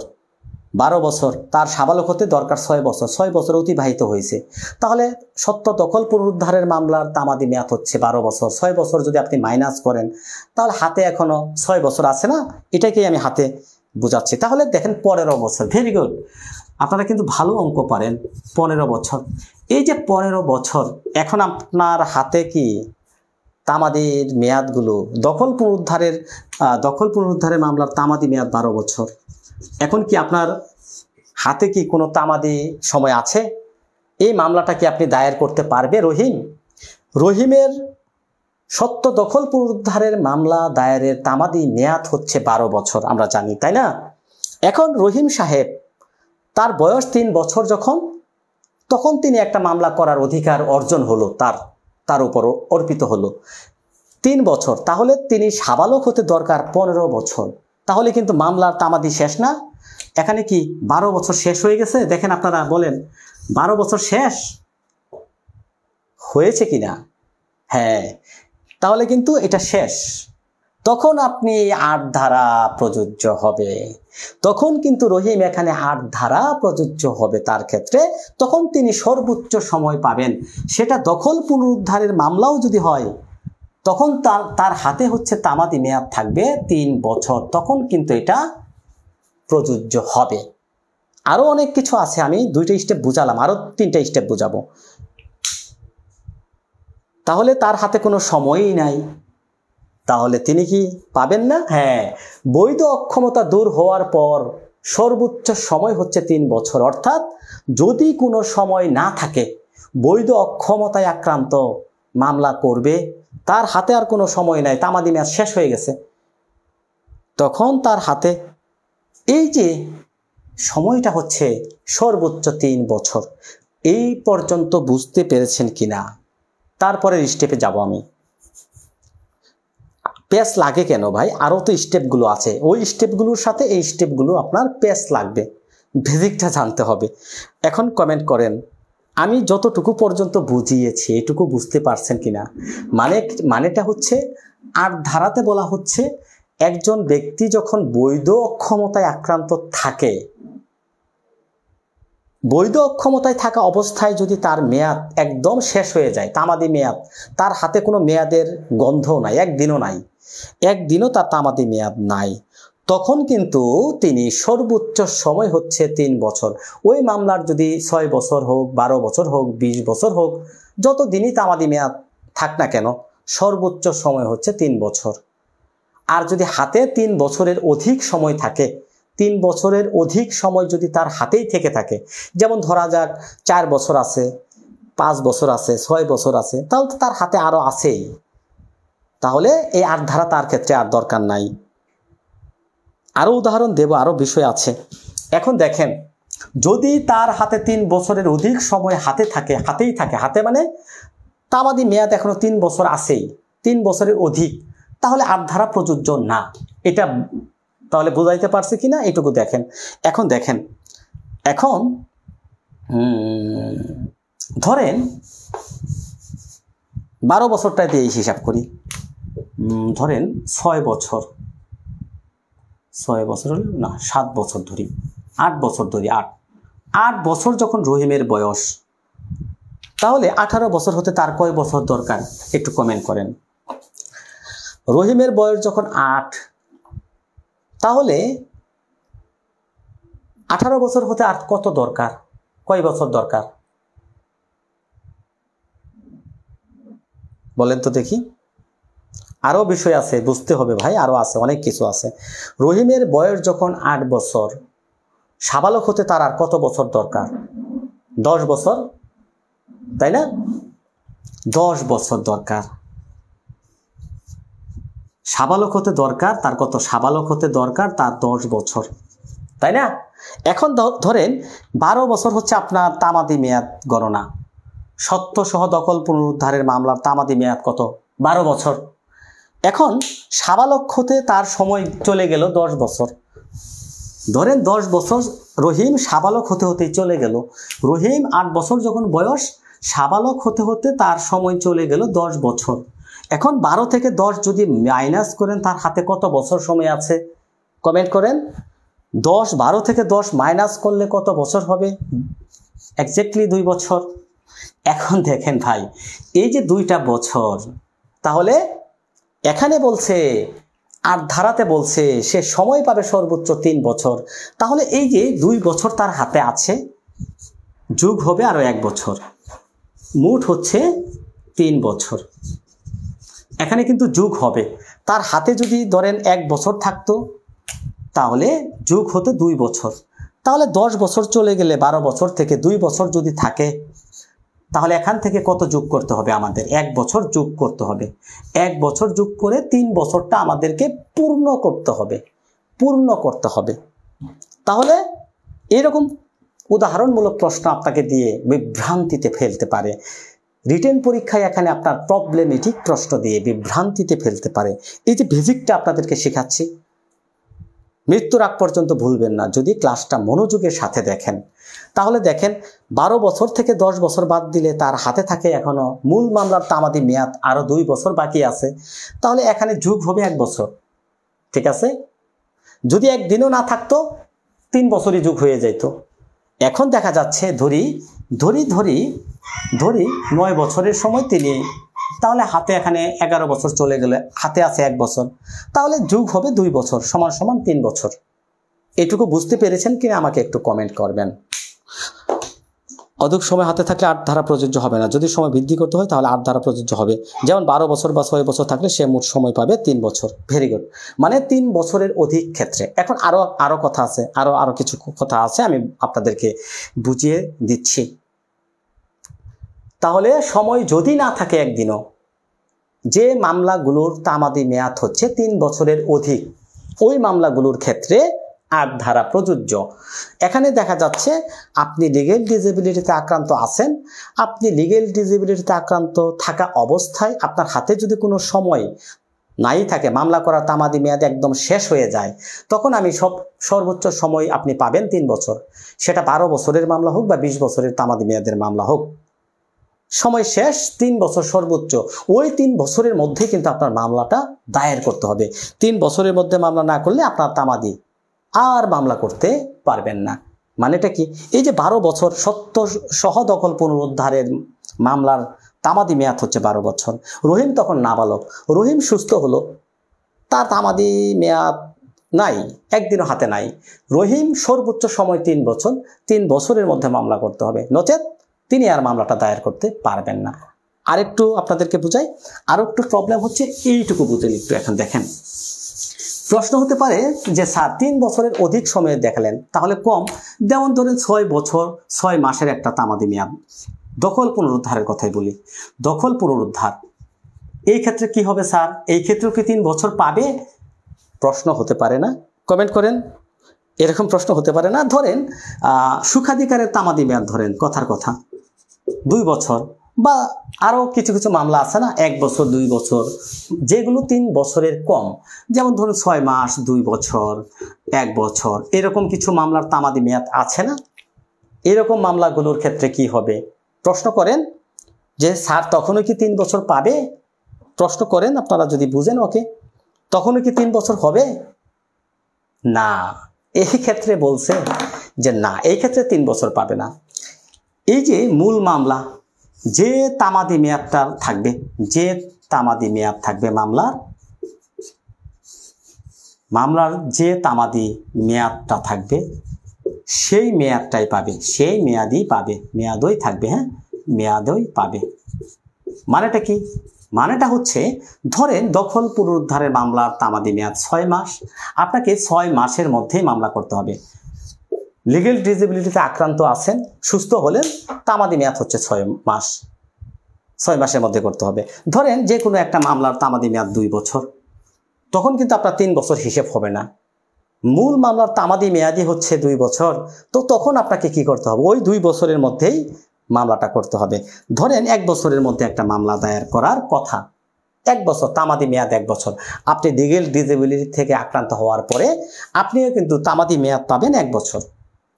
তাহলে এখানে কি বোঝাচ্ছে? অর্থটা কি বোঝাচ্ছে? অর্থটা বোঝাচ্ছে যে সকল মামলার তামাদি মেয়াদ হচ্ছে 3 বছরের ঊর্ধ্বে, 12 বছর 6 বছর 8 বছর 20 বছর ইত্যাদি ইত্যাদি, ওই তামাদি মেয়াদগুলো যদি একবারে শেষ হয়ে যায়, সর্বোচ্চ সময় হচ্ছে 3 বছর। হাতে যদি থাকে 1 বছর, 2 বছর যুগ হয়ে, মানে মূল মামলার তামাদি, আপনি লিগেল ডিসেবিলিটিতে আক্রান্ত আছেন বাট সুস্থ হলেন, হাতে এখনো 1 বছর সময় আছে, যুগ হবে 2 বছর। বুঝতে পেরেছেন কিনা কমেন্ট করবেন। মানে 3 বছরের নিচে যে মামলাগুলো, ওই সময়টাই আপনাকে দিবে। তখন লিগেল ডিসেবিলিটি থেকে আক্রান্ত হওয়ার পরে, সুস্থ হওয়ার পরে যদি 6 মাস থাকে 6 মাস, 2 বছর থাকলে 2 বছর, 1 বছর থাকলে 1 বছরের মধ্যে মামলা করতে হবে। অর্থাৎ 3 বছরের অধিক যে মামলাগুলোর তামাদি মেয়াদ, ওই ক্ষেত্রে 3 বছর। হ্যাঁ, কমেন্ট করবেন।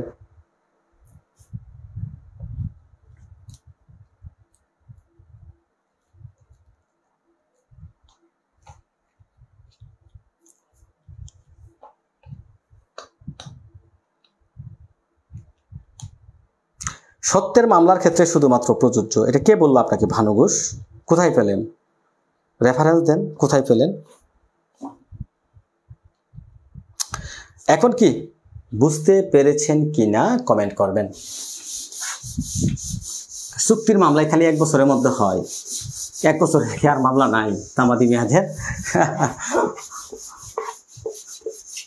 আর দ্বারা বুঝতে পেরেছেন কিনা? 8 ধারা বুঝতে পেরেছেন কিনা? আমরা চলে যাচ্ছি 9 ধারাতে। 9 ধারা সময়ের অবিরাম চলন, কন্টিনিউয়াস রানিং অফ টাইম। 9 ধারা সময়ের অবিরাম চলন, সময়ের অবিরাম চলন। দেখেন 8 ধারা বোঝাতে যদি আমার আধা ঘন্টা অবিরাম চলন, তাহলে কিভাবে হবে? দেখেন তো সময়ের অবিরাম চলনটা কি। এখানে যে কথাটা বলা হচ্ছে যে তামাদি মেয়াদ গণনা যদি একবার চলতে শুরু করে, চলতে, তাকে আর কোনো অপারগতা অক্ষমতা আর আটকাতে পারবে না। তামাদি গণনা যদি একবার শুরু করে, তামাদি গণনা যদি একবার শুরু হয়ে যায়, একবার শুরু হয়ে যায়, তাহলে যে কোনো অক্ষমতা আটকাতে পারবে না। ছোট্ট একটি ধারা, 9 ধারা, এই ধারা থেকেই প্রশ্ন কমন পড়ে যায়। ছোট্ট একটা ধারা, এটা বুঝতে হবে ভেজটা কি বোঝাতে চাচ্ছে এই ধারার মূল কথাতে। কালিটা একটু প্রবলেম, কালি কেমন জানি সাগা সাগা আজকে, কালকে কালি পাল্টাতে হবে। তাহলে দেখেন সময়ের অবিরাম চলন মানে কন্টিনিউয়াস রানিং অফ টাইম, কত ধারার বিধান প্রশ্ন হতে পারে। সময়ের অবিরাম চলন কোথায় আছে? 9 ধারা। তামাদি মেয়াদ গণনা যদি একবার চলতে চলতে শুরু করে, আর কোনো অক্ষমতায় তাকে আটকানো যাবে না। যেমন একটা উদাহরণের মাধ্যমে বিষয়টা পরিষ্কার করে দিতে পারি আপনাদেরকে। উদাহরণটা কি রকম? ধরেন করিম নাবালক, সে ধরেন 2025 সালে জানুয়ারি মাসে সে কি হলো? সাবালক হলো। সাবালক হলে কিন্তু 2025 সালের জানুয়ারি মাসে তার সাবালক হলো, তখন কিন্তু জানুয়ারি মাস থেকে তার তামাদি চলতে শুরু করলো, তামাদি চলতে শুরু হলো, তার মামলা করার যে তামাদি সেটা কিন্তু চলতে শুরু করলো, তাই না? সাবালক হওয়ার সাথে সাথেই এখন দেখা যাচ্ছে জানুয়ারি মাসে তিনি সাবালক হলেন, আবার ফেব্রুয়ারি মাসে তিনি পাগল হয়ে গেলেন। তখন কি তার তামাদি মেয়াদ গণনা স্থগিত থাকবে? নো, তার তামাদি গণনা স্থগিত তখন আর থাকবে না। উদাহরণটা দেখেন যে ধরেন করিম সাহেব যখন নাবালক, তখন সাবালক হলেন 2025 সালের জানুয়ারি মাসে। তিনি জানুয়ারি মাসে সাবালক হয়ে গেলেন, তখন কিন্তু তার তামাদি গণনা চলতে শুরু করলো, মামলা দায়েরের অধিকার কিন্তু তামাদি গণনা শুরু হয়ে গেল। এখন দেখা যাচ্ছে 25 সালের আবার 1 মাস পরে বা ধরেন 15 দিন পরে সে পাগল হয়ে গেলেন, তখন কিন্তু আর কোনো অক্ষমতায় এই তামাদি গণনা থেকে আর তাকে স্থগিত রাখতে পারবে না, চলতেই থাকবে। এটাই হচ্ছে 9 ধারা। বুঝতে পেরেছেন কিনা কমেন্ট করবেন। 1.5 ঘন্টায় 3টা ধারা শেষ হলো, লিগ্যাল ডিসেবিলিটি শেষ হলো। যাই হোক, আমরা চলে যাচ্ছি গুরুত্বপূর্ণ বিষয়ে। পরবর্তীতে যে ধারাগুলো সবচেয়ে গুরুত্বপূর্ণ, প্রকাশ্য ট্রাস্টি এবং ওসি তাদের প্রতিনিধিদের বিরুদ্ধে মামলা। দেখেন যে কোনো প্রকাশ্য ওসি, ট্রাস্টি, জিম্মাদার বা তাদের প্রতিনিধি 10 ধারাতে মনে রাখবেন, তাদের ক্ষেত্রে যে কোনো সময় যে কোনো মুহূর্তে তামাদি গণনা চলবে, যে কোনো মুহূর্তে মামলা করতে পারবেন, তাদের তামাদি মেয়াদ নাই। এক কথায় মনে রাখবেন, ট্রাস্টি, ওসি বা তাদের আইনগত প্রতিনিধি, তাদের বিরুদ্ধে যে কোনো সময় যে কোনো মুহূর্তে মামলা চলবে, তামাদি আইন তাদের ক্ষেত্রে প্রযোজ্য না। 10 ধারা দেখেন কি বলছি, 10 ধারাটাতে কি বলছি, ওসি বা ট্রাস্টি বা তাদের প্রতিনিধিগণের বিরুদ্ধে যে মামলাটা যে কোনো মুহূর্তে যে কোনো সময় করা যাবে, তামাদি নাই, তাদের কোনো তামাদি নাই। 10 ধারা। 11 ধারাতে বলছে বৈদেশিক চুক্তির উপর মামলা। বৈদেশিক চুক্তির উপর মামলা যদি আপনি বাংলাদেশে দায়ের করতে চান বা বাংলাদেশের কোনো বিষয় নিয়ে আপনি বিদেশে মামলা করতে চান, তখন বাংলাদেশের তামাদি আইনটা প্রযোজ্য হবে। ঠিক আছে, সহজ কথায় মনে রাখবেন। আমরা চলে যাব legal exclusion of time in legal proceeding. কোথায় আছে, কত ধারায় আছে, প্রশ্ন হতে পারে এরকম যে এক্সক্লুশন অফ লিগ্যাল প্রসিডিং কত ধারায় আছে, কত ধারায় আছে একটু কমেন্ট করবেন। এক্সক্লুশন অফ লিগ্যাল প্রসিডিং কত ধারায় আছে? এটা আছে কোথায়? আইনগত কার্যধারায় সময় গণনা থেকে বাদ দিতে হবে। আইনগত কার্যধারায় তামাদি গণনা বাদ দিতে হবে। কত ধারায় আছে? আমরা চলে যাচ্ছি 12 ধারা। আইনগত কার্যধারা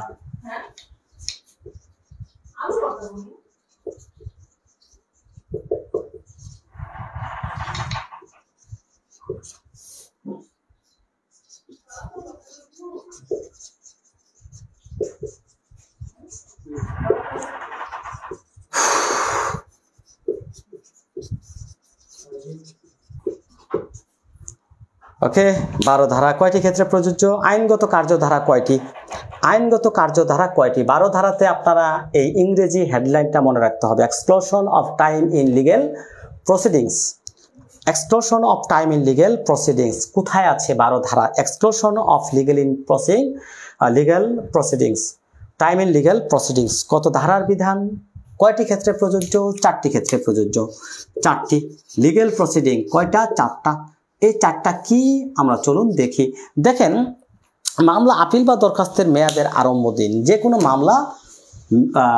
মামলা আপিল বা দরখাস্ত মেয়াদ আরম্ভের দিন, মেয়াদ আরম্ভের দিন, এই দিন কিন্তু আপনার তামাদি গণনা থেকে বাদ দিতে হবে। তামাদি বাদ।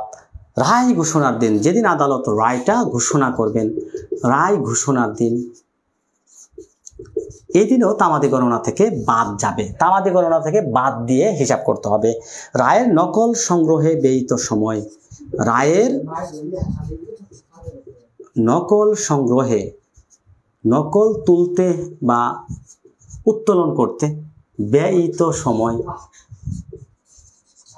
তামাদি গণনা থেকে বাদ দিয়ে হিসাব করতে হবে। তারপরে বলছে রুয়েদাত উত্তোলনের তামাদি মেয়াদ, রুয়েদাত উত্তোলনের সময় বাদ দিতে হবে। কয়টা? Legal time in legal proceeding কয়টা? লিগ্যাল প্রসিডিং আইনগত কার্যধারাতে কোন কোন সময়গুলো আপনার তামাদি গণনা থেকে বাদ দিতে হবে, এটাই হচ্ছে মূলত কত ধারা? 12 ধারার বিধান। 12 ধারাতে বেসিকটা আপনি জানবেন, ইংরেজি হেডলাইনটা মনে রাখবেন। আইনগত কার্যধারায় কয়টি ক্ষেত্রে তামাদি গণনা বাদ দিতে হবে, কয়টি ক্ষেত্রে বাদ দিতে হয় এটাও আপনি জানবেন। 4টি ক্ষেত্রে বাদ দিতে হবে। কি কি ক্ষেত্র? রায় ঘোষণার দিন, যে কোনো মামলা আপিল রিভিউ, মামলা আপিল বা মেয়াদ আরম্ভ যেদিন হবে, মেয়াদ আরম্ভের দিন, রায় ঘোষণার দিন, রায়ের নকল তুলতে ব্যয়িত সময়, রুয়েদাত উত্তোলন করতে ব্যয়িত সময়, এগুলো বাদ দিয়ে হিসাব করতে হবে তামাদি মেয়াদ। এই দিনগুলো কয়টা দিন বাদ যাবে? 4টা দিনের কথা বলা হচ্ছে। একটা নকল তুলতে, একটা মামলার রায় বা ডিক্রি আদালত প্রদান করলেন, রুয়েদাত নকল সংগ্রহের দিন, নকল সংগ্রহে যত দিন আদালতে বাদ যাবে সেই দিনগুলো বাদ যাবে। রুয়েদাত হচ্ছে রুয়েদাত উত্তোলনের মানে কোনো আপোষ মীমাংসা, এই যে আপোষ মীমাংসার নকল, এইগুলো। হ্যাঁ, সো এইটুকু শিখলে আপনি ওকে দেখেন, এগুলো সিম্পল ধারা। একটু আপনি শুধু একটু মনোযোগের সাথে মনে রাখবেন, তাহলেই কিন্তু বেসিকটা জানলেই উত্তর কমেন্ট। 13 ধারাতে দেখেন, বিবাদী বিদেশে থাকলে তামাদি গণনা স্থগিত। বিবাদী বিদেশে, আপনি একটা মামলা করতে চাচ্ছেন, বিবাদী বিদেশে, ধরেন আমাদের কি বলে আব্দুল কাদের নাকি আব্দুল কাদের কাকা, তিনি আছেন বিদেশে, তার বিরুদ্ধে আপনি মামলা দায়ের করতে চাচ্ছেন, তামাদি গণনা স্থগিত থাকবে যতদিন বিবাদী বিদেশে থাকবে ততদিন তামাদি গণনা স্থগিত। যেদিন তিনি বাংলাদেশে ফেরত আসবেন সেদিন থেকে তামাদি শুরু হবে। অর্থাৎ আউট অফ বাংলাদেশ, বাংলাদেশের বাহিরে, বাংলাদেশের স্থানীয় সীমানার বাহিরে যদি কোনো ব্যক্তি যতদিন বাস করবে ততদিন তার বিরুদ্ধে তামাদি গণনা স্থগিত। তিনি দেশে যেদিন আসবেন সেদিন থেকে তামাদি গণনা শুরু হবে। রুয়েদাত এক কথায় হচ্ছে আপোষনামা।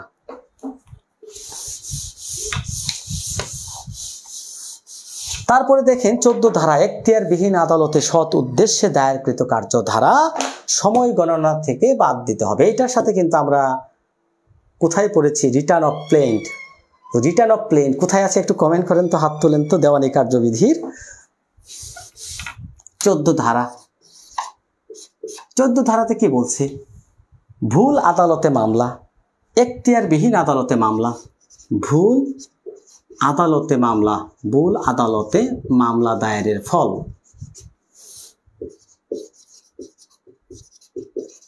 ফলাফলটা কি? ভুল আদালতে যদি আপনি সৎ উদ্দেশ্যে থাকতে হবে, সৎ উদ্দেশ্যে যদি ভুল আদালতে মামলা দায়ের করেন, যতদিন ভুল আদালতে মামলাটা থাকবে, এখতিয়ারবিহীন আদালতে থাকবে, এখতিয়ারবিহীন বা ভুল আদালতে মামলা থাকবে, ততদিন তামাদি গণনা থেকে আপনাকে বাদ দিতে হবে। তাহলে এই যে 14 ধারাটা, এটা কিন্তু মূল মামলার ক্ষেত্রে প্রযোজ্য। 7 আদেশের 10 বিধি, সিপিসি দেওয়ানি কার্যবিধি। ধন্যবাদ জানাচ্ছি তাহমিনা ইসলাম, কিন্তু দুর্দান্ত। নুসরাত জাহান শিফা, 7 আদেশের 10 রুল। আদেশ 7 বিধি 10-এ যে কথাটা বলা হচ্ছে যে রিটার্ন অফ প্লেন্ট, তখন কিন্তু এই কারণে আদালত কি করবেন? রিটার্ন দিয়ে দিবেন, আর যেটা ফেরত দিয়ে দিবেন, আরজি ফেরত, রিটার্ন অফ প্লেন্ট, আরজি ফেরত দিয়ে দিবেন। অর্থাৎ ভুল আদালতে যতদিন আপনার মামলাটা থাকবে, ততদিন আপনার তামাদি গণনা স্থগিত থাকবে। এটাই হচ্ছে এক কথায় মনে রাখবেন ভুল আদালতে মামলা দায়েরের ফলাফল। এখতিয়ারবিহীন আদালত, ভুল আদালতে যদি আপনি কোনো মামলা দায়ের করেন, যতদিন ভুল আদালতে মামলাটা থাকবে, ততদিন তামাদি গণনা স্থগিত থাকবে। এটা আদালত মানতে বাধ্য। এটা কি রকমের ক্ষমতা? বাধ্য। মূল মামলা যে কোনো দরখাস্ত, এটা সকল ক্ষেত্রে প্রযোজ্য। মূল মামলা যে কোনো দরখাস্ত, মূল মামলার ক্ষেত্রে প্রযোজ্য যে কোনো দরখাস্ত।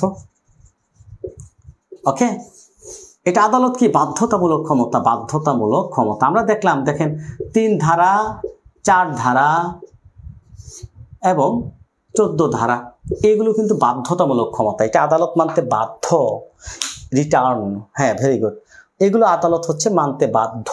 ওকে ওকে ওকে আমরা গুরুত্বপূর্ণ বিষয়ে চলে যাচ্ছি। আমরা কার্যধারা স্থগিতকালে কার্যধারা, মামলা করার অধিকার অর্জনের প্রতি মৃত্যুর ফলাফল, বৈধের প্রতি 18, প্রতারণার ফলাফল। প্রতারণা 18 ধারাটা একটু পড়ি।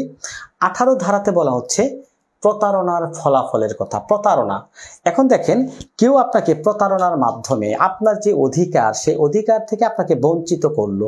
আপনি একটা মামলা করতে চাচ্ছেন, 18 ধারাটা লিখে ফেলি, একটু 18 ধারাটা একটু পড়িয়ে দেই। 18 ধারাটা দেখেন, 18 ধারাতে যে কথাটা বলা হচ্ছে যে 18 ধারাতে প্রতারণার ফলাফল। প্রতারণার ফলাফলটা কি? ধরেন আপনি একটা মামলা দায়ের করবেন, কেউ প্রতারণার মাধ্যমে আপনাকে তথ্য বল দিল, প্রতারণা করলো, আপনি মামলা দায়ের করতে পারলেন না। গোপন একটা দলিল আছে, এই দলিলটা আপনি যদি জানেন যে হ্যাঁ এইটা আমার সম্পত্তি, দলিলটা যদি আপনার কাছে আসে, আপনি তো জেনে যাবেন যে এই জমি তো আমার, এটা তো আমার দাদার সম্পত্তি ছিল। এই দলিলটা গোপন রাখা হলো। এই যে প্রতারণা করার মাধ্যমে আপনার অধিকার থেকে যদি কেউ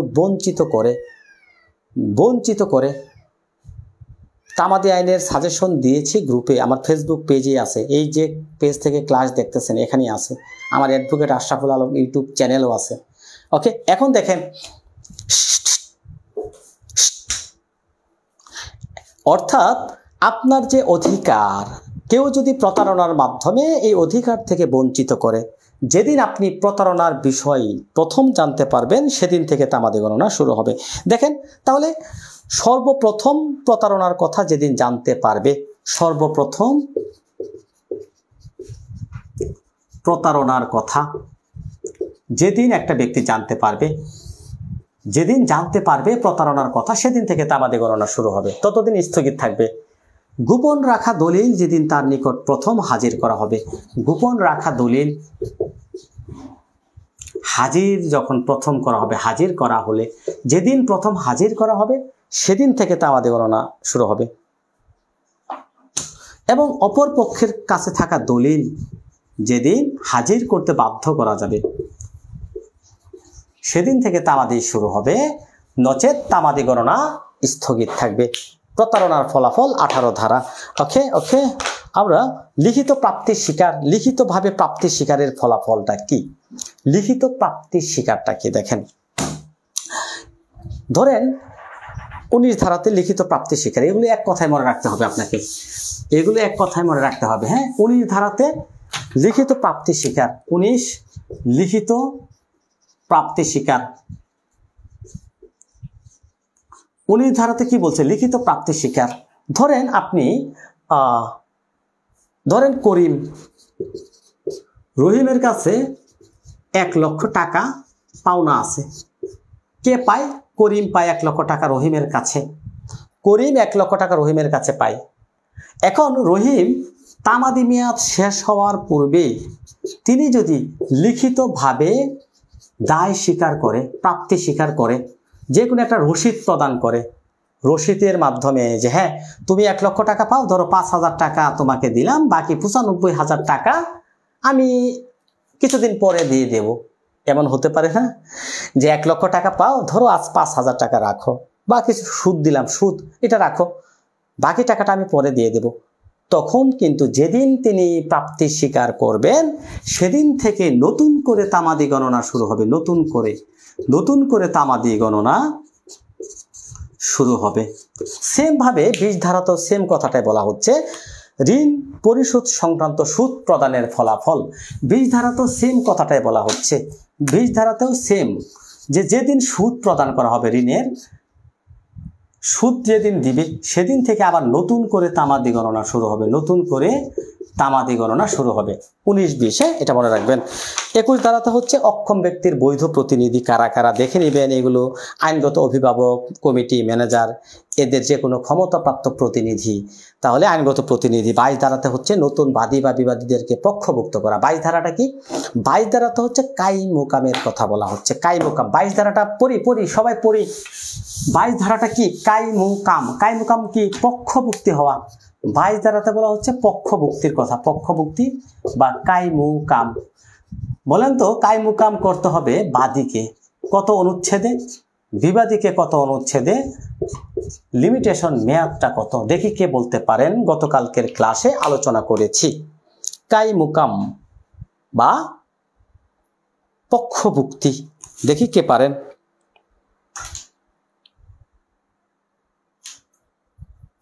আগে এটা আপনাকে বুঝতে হবে যে পক্ষভুক্তি বা কায়মুকম করার, বাদী যদি মারা যায়, অর্থাৎ কেউ যদি মারা যায়, তার প্রতিনিধিকে পক্ষ করা, প্রতিনিধিকে ওই মামলায় যে পক্ষভুক্ত করবে, পক্ষভুক্ত, এটাকে বলা হয় কায়মুকাম।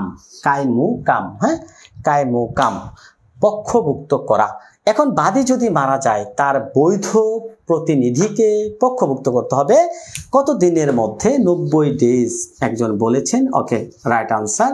কত অনুচ্ছেদ অনুযায়ী? ভেরি গুড,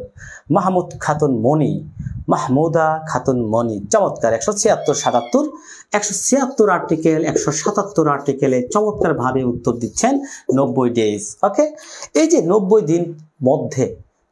দিনের মধ্যে তাকে পক্ষভুক্ত করতে হবে। এখন আমাদের 22 ধারাতে তাহলে কি বলছে? 22 ধারাতে বলছে যেদিন পক্ষভুক্তি হবে সেদিন থেকে তার মামলা দায়ের হয়েছে বলে গণ্য হবে, তার মামলা দায়ের হয়েছে বলে গণ্য হবে। 22 ধারাতে বলছে সেদিন থেকে তার মামলা দায়ের করা হয়েছে বলে গণ্য হবে। অবিরাম চুক্তি ভঙ্গের ফলাফল 23 ধারাতে পড়বেন। খুবই স্পিডেই যাচ্ছে কারণ অনেক সময়ে আলোচনা করেছি। 23 ধারাতে বলা হচ্ছে অবিরাম চুক্তি ভঙ্গ, অবিরাম চুক্তি ভঙ্গ। এখন বলা হচ্ছে বিবাদী যতবার চুক্তি ভঙ্গ করবে, দুইটা পক্ষ থাকে, এই পক্ষগণের মধ্যে যতবার চুক্তি ভঙ্গ হবে, ধরেন এ এবং বি দুইজনের মধ্যে একটা চুক্তি হলো, এখন এই উভয় পক্ষের মধ্যে যতবার চুক্তি ভঙ্গ হবে ততবার নতুন করে তামাদি গণনা শুরু হবে, যতবারই ভঙ্গ হবে ততবারই তামাদি গণনা শুরু হবে। 24 ধারায় চলে যাচ্ছি, চলেন। 24 ধারাটা মোস্ট ইম্পর্টেন্ট, প্রশ্ন উদাহরণ থেকে একটা হতে পারে। 24 ধারায় চলে যাচ্ছি, একটা প্রশ্ন এখান থেকে হতে পারে। 24 ধারা, যে বিশেষ ক্ষতির কারণ না হলে যে কাজের জন্য মামলা করা যায় না তার জন্য ক্ষতিপূরণের মামলার কথা বলা হচ্ছে। বিশেষ ক্ষতির কারণ না হলে যে মামলা দায়ের করা যাবে না, তাৎক্ষণিক ক্ষতি না হলে মামলা করা যাবে না, পরবর্তীতে ক্ষতি হলে বেশি স্প্রেড হচ্ছে? আপনারা কি থাকবেন? চলবে আরো আধা ঘন্টা? তাহলে আস্তে আস্তে আলোচনা করি। কমেন্ট করেন। আমার কোনো এনার্জি ফিল নাই, আমার এনার্জি ভরপুর, নো প্রবলেম। সারাদিন ঘোরাঘুরি করেছি, তবু আমার এনার্জি আছে।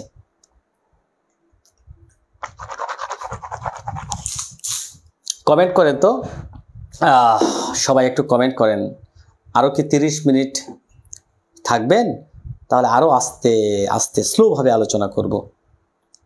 আরও তো কয়েকটা ধারা আছে, তাই না? আমি মনে করি গতকালকের ক্লাস, আজকের এই মুহূর্তের ক্লাস, সকালের ক্লাস, 3টা ক্লাস যারা দেখবেন তামাদি আইন থেকে 7 থেকে 8 নাম্বার পাবেন 100% ইনশাল্লাহ। ওকে, আছেন সবাই? হ্যাঁ, আমাদের সেই দুরন্ত 2জন স্টুডেন্টই কিন্তু প্রথমেই কমেন্ট করে থাকেন, শিমু সুলতানা, শামসুন নাহার। ওকে ওকে, মাইনুদ্দিন আহমেদ, রিপন ভাই, ওকে থাকবেন। ওকে, তামাদি আইন যদি যাদের কঠিন মনে হয়, বুঝতে না পারেন, আমার গতকালের ক্লাসটা দেখবেন, আজকের ক্লাসটা দেখবেন, সকালের ক্লাসটা দেখবেন, হয়ে যাবে, পড়তে হবে না, ক্লাস দেখেই আপনি 6-7 পাবেন। মায়া হাসান, চমৎকার। ওকে স্যার, সময় নিয়ে ক্লাস করান না। এখন তো আসলেও আমরা রিভিশন ক্লাসগুলো তো আপনার যেগুলো গুরুত্বপূর্ণ আপনি বুঝতে পারেন না, সেগুলো তো আমি ভালোভাবে ব্যাখ্যা করাবো। আর যেগুলো হচ্ছে আপনার গুরুত্বপূর্ণ বলতে শুধুমাত্র হেডলাইন মনে রাখতে হবে, সেগুলো তো আর বেশি সময় দেওয়া যাবে না, তাই না? সো 24 ধারাটা দেখেন, বিশেষ ক্ষতির কারণ না হলে পরবর্তীতে মামলাটা কখন করবেন? হ্যাঁ, পরীক্ষার আগে পড়াবো, ফজর পর্যন্ত পড়াবো, সমস্যা নাই। এখন দেখেন বিশেষ ক্ষতিটা কি? তৎক্ষণাৎ মামলা করা যাবে না, পরবর্তীতে ক্ষতি হলে মামলা করা যাবে। যেমন ধরেন এই উপর অংশ, ধরেন এটা হচ্ছে একটা বাড়ি, এটা একটা বাড়ি, এটা কার বাড়ি? এ নামক ব্যক্তির বাড়ি। ধরেন এটা হচ্ছে মাটি, এটা হচ্ছে স্থলভাগ। এখন এর নিচের যে অংশটা, গভীর মাটির নিচে, এই মাটির নিচের যে অংশটুকু, এই মাটির নিচের অংশটুকু হচ্ছে দেখা যাচ্ছে কার? বি নামক ব্যক্তির। তাহলে এই অংশটুকুর মালিক হচ্ছে বি, মাটির উপরের অংশের মালিক হচ্ছে এ। 2টা মালিক এখানে। এখন দেখেন বি নামক ব্যক্তি এই নিচের অংশের যেহেতু মালিক, তিনি সেখান থেকে বালু, মাটি এটা উত্তোলন করলেন। অথবা এমনও হতে পারে, ধরেন মাটির নিচের অংশ আবার কেমন হয়, উপরের মালিক নিচে, এটা যদি না দিয়ে এই উদাহরণটা আমি দিতে পারি, আরো সহজ হবে। ধরেন পাশাপাশি আরেকটা মালিকের জমি আছে, ধরেন পাশাপাশি আরেকটা মালিকের জমি, তাই না? এটা তো মাটি, ধরেন এটা মাটির একটা অংশ। এখন দেখা যাচ্ছে কালি প্রায় শেষ। এ নামক ব্যক্তির এই পাশে বাড়ি, এই পাশে হচ্ছে ধরেন বি নামক ব্যক্তির এই মাটির অংশ। এখন বি নামক ব্যক্তি এখান থেকে মাটি উত্তোলন করতেছে, মাটি উত্তোলন তার জায়গা থেকেই করতেছে, সমস্যা নাই। মাটি উত্তোলন করতে দেখা যাচ্ছে এক সময় পরবর্তীতে তার কি হলো, এই বাড়িটা ভেঙে গেল, ধসে পড়লো, বাড়িটা ধসে ভেঙে গেল। কারণ দেখেন আপনার যে পাশের যে জমিটা, আপনি যদি একটা কোনো ফাউন্ডেশন বা বিল্ডিং দেন, কথার কথা, তার পাশের জমি থেকে যদি অধিক সংখ্যক নিচ থেকে মাটি উত্তোলন করা হয়, আপনার ওই বাড়িটা ভেঙে যাওয়ার সম্ভাবনা থাকে না? তৎক্ষণাৎ না হতে পারে, পরবর্তীতে কিন্তু ওই বাড়িটা আপনার ভেঙে যেয়ে ক্ষতি সাধন হতে পারে, এমন হতে পারে। তো দেখা যাচ্ছে সে যখন মাটি উত্তোলন করলো তখন কোনো ক্ষতি হলো না, কিন্তু দেখা যাচ্ছে 2 বছর পরে বা 6 মাস পরে এই বাড়িটা ভেঙে গেল। কিসের কারণে? এই যে পাশের জমি থেকে প্রচুর পরিমাণ বালু, মাটি উত্তোলন করলো, এই একটা প্রভাবে কিন্তু এই বাড়িটা ধসে পড়লো। এই যে একটা ক্ষতি হলো, যেদিন ক্ষতি হবে সেদিন থেকে তামাদি গণনা শুরু হবে। এটাই হচ্ছে 24 ধারা, যে বিশেষ ক্ষতির কারণ না হলে যখন ক্ষতি হবে তখন মামলা করা যাবে। এক কথা। 25 ধারাতে এক কথা মনে রাখবেন, এই যে আমরা মামলা মোকদ্দমা দলিলের হিসেবগুলো, 25 ধারাতে একটাই মনে রাখবেন, গ্রেগরিয়ান বর্ষপঞ্জি। 25 ধারাতে মনে রাখবেন গ্রেগরিয়ান বর্ষপঞ্জির কথা বলা হচ্ছে। বর্ষপঞ্জি, গ্রেগরিয়ান বর্ষপঞ্জি এটা কেমন? এটা হচ্ছে গ্রেগরিয়ান বর্ষপঞ্জিটা হচ্ছে যে আপনার যে দলিলের যে আপনার তারিখ, মামলার তারিখ, সেগুলো কিন্তু আপনার এই যে গ্রেগরিয়ান বর্ষপঞ্জি ধরে হিসেব করতে হবে। এটাই বলা হচ্ছে 25 ধারাতে, অর্থাৎ বর্ষপঞ্জি, পঞ্জিকা, দৈনিক পঞ্জিকা বা বর্ষপঞ্জি গ্রেগরিয়ান হিসেব অনুযায়ী। অর্থাৎ এই যে আমাদের যে ইংরেজি ক্যালেন্ডার আছে, এই ইংরেজি ক্যালেন্ডার হিসেবেই কিন্তু আমাদেরকে মামলার তামাদিগুলো হিসেব করতে হবে, যে কোনো দলিলের হিসেব করতে হবে, বাংলা হিসেবে হবে না। এক কথা, গ্রেগরিয়ান বর্ষপঞ্জি কোথায় আছে, কত ধারায় আছে কমেন্ট করবেন। আমরা সকালের ক্লাসে কিন্তু পড়েছি সুখাধিকারের, সুখাধিকারের সংজ্ঞা কোথায় আছে কমেন্ট করেন। সুখাধিকারের তামাদি মেয়াদ কত, সুখাধিকারের সংজ্ঞা এবং তামাদি মেয়াদ কত আমরা একটু জানবো, জেনে আমাদের ক্লাস শেষ করব। কারণ ইংরেজি ক্যালেন্ডার, ভেরি গুড, ইংরেজি ক্যালেন্ডার বা গ্রেগরিয়ান বর্ষপঞ্জি, দলিলের উল্লেখিত সময়গুলো হিসেব করতে হবে গ্রেগরিয়ান বর্ষপঞ্জি হিসেবে। ওকে, তামাদি গণনাও হিসেব করতে হবে গ্রেগরিয়ান বর্ষপঞ্জি হিসেবে। কত ধারায়? 25 ধারায়, 25 ধারায়। সুখাধিকারের সংখ্যা কোথায় আছে, সুখাধিকারের তামাদি মেয়াদ কত? আমাদের শেষ প্রশ্ন, শেষ আলোচনা, শেষ ধারা। চলুন আমরা আলোচনা করে বিদায় নেব। মোবাইলের চার্জ শেষ, বন্ধ হয়ে যাবে। দ্রুত দ্রুত দ্রুত কমেন্ট করবেন, মোবাইলের চার্জ শেষ। কারণ সিগন্যাল দিচ্ছে 5% চার্জ আছে, 5%, 5 থেকে 6% চার্জ, 5 মিনিট যাবে না আমার মনে হয়। হ্যাঁ, কমেন্ট করবেন, কমেন্ট করবেন। সৌমিত্র রাজাক 26 ধারা, 26 ধারা 2 বছর। মাহিউদ্দিন আহমেদ রিপন 2-32 ধারা, ভেরি গুড। শিমু সুলতানা, চমৎকার। সেই শিমু সুলতানা কিন্তু সঠিক উত্তরটি দিয়ে এলেন। শিমু সুলতানা সকালেও কিন্তু এই প্রবলেমটা দেখেন, অনেকে আজিজুল হক সকালেও ভুল করলেন, এখনো ভুল করলেন। আজিজুল হক সকালেও ভুল, এখনো ভুল। আজিজুল হক বলছেন সুখাধিকারের সংজ্ঞাটা কোথায়, এটাও যদি আপনি এখনো না জানেন, আজিজুল হক প্রত্যেকদিন এই প্রশ্নটা আপনি ভুল করেন। 2-এর 5-এ আছে সুখাধিকারের সংজ্ঞা। 26 ধারাতে আমরা এখন পড়ব কিভাবে সুখাধিকার অর্জন হয়, কিভাবে সুখাধিকার অর্জিত হয়, সুখাধিকার অর্জিত হয় কিভাবে, কিভাবে সুখাধিকার অর্জন করা যায়, অর্জিত হয়। দেখেন এই 26 ধারাতে বলছে কিভাবে সুখাধিকারটা অর্জন হবে, কয়ভাবে সুখাধিকারটা অর্জন হবে। তামাদিকাল হচ্ছে 2 বছর। দেখেন, দেখা যাচ্ছে আপনি অন্যের কোনো জমিতে মালিক না হয়েও, দলিল না থাকা সত্ত্বেও ভূ দখলের মাধ্যমে, ব্যবহার করার মাধ্যমে একটা অধিকার অর্জন করতে পারেন, একটা অধিকার দাবি করতে পারেন। ব্যবহার করার মাধ্যমে যে অধিকারটা দাবি করা হয় তাকে বলা হয় ব্যবহার সত্ত্ব, সুখাধিকার বা ইজমেন রাইট। ওকে, ইজমেন রাইটস বা সুখাধিকার, ব্যবহার সত্ত্ব। ওকে, 5 মিনিটের মতো ক্লাস করা যাবে, সিগন্যাল দিচ্ছে। সো দ্রুত আমরা আলোচনা করি। সুখাধিকারের তামাদি মেয়াদটা আমরা আবারও বলে ফেলি, 2 বছর। 32 আর্টিকেল, হ্যাঁ 32 আর্টিকেলে বলা হচ্ছে। তাহলে সুখাধিকার মানে ব্যবহার সত্ত্বটাকে ব্যবহার করার মাধ্যমে যে মালিকানা অর্জন করা যায়। যেমন ধরা যাচ্ছে, এই যে আমি বাড়ির যে উদাহরণটা আপনাদেরকে বারবার দিয়ে থাকি, আবারও দেই। ধরেন এই জায়গাতে কিছু বাড়ি আছে, এই জায়গাতে বাড়ির লোকজন আছে ধরেন প্রায় 10 জন। এখন এখানে আরেকটা বাড়ি, এই যে এখানে ধরেন একটা বড় রাস্তা আছে, এই জায়গা দিয়ে একটা বড় রাস্তা, এটাকে সরকারি রাস্তা হিসেবে ধরা হয়। এটা সরকারি রাস্তা, ধরেন সরকারি রাস্তা, বড় রাস্তা, সরকারি রাস্তা। এখন এই বাড়ির লোকজন, এই বাড়ির লোকজন, এই যে লোকজন, এই বাড়ির লোকজনগুলো কি করে, এই বাড়ির উপর দিয়ে সীমানা দিয়ে মূল রাস্তায় ওঠে, মূল রাস্তায় ওঠে। এখন তারা যদি এটা দীর্ঘ কতদিন যাবৎ ব্যবহার করে, দীর্ঘ 20 বছর, এটা হচ্ছে বেসরকারি সম্পত্তির ক্ষেত্রে ব্যবহার করলে 20 বছর ব্যবহার করতে হবে। ব্যবহার করলে তাদের একটা অধিকার অর্জন হবে, এটাকে বলা হয় সুখাধিকার, এটাকে বলা হয় সুখাধিকার। এটা আলো, বাতাস, পানি, রাস্তা চলাচল ইত্যাদি ইত্যাদি।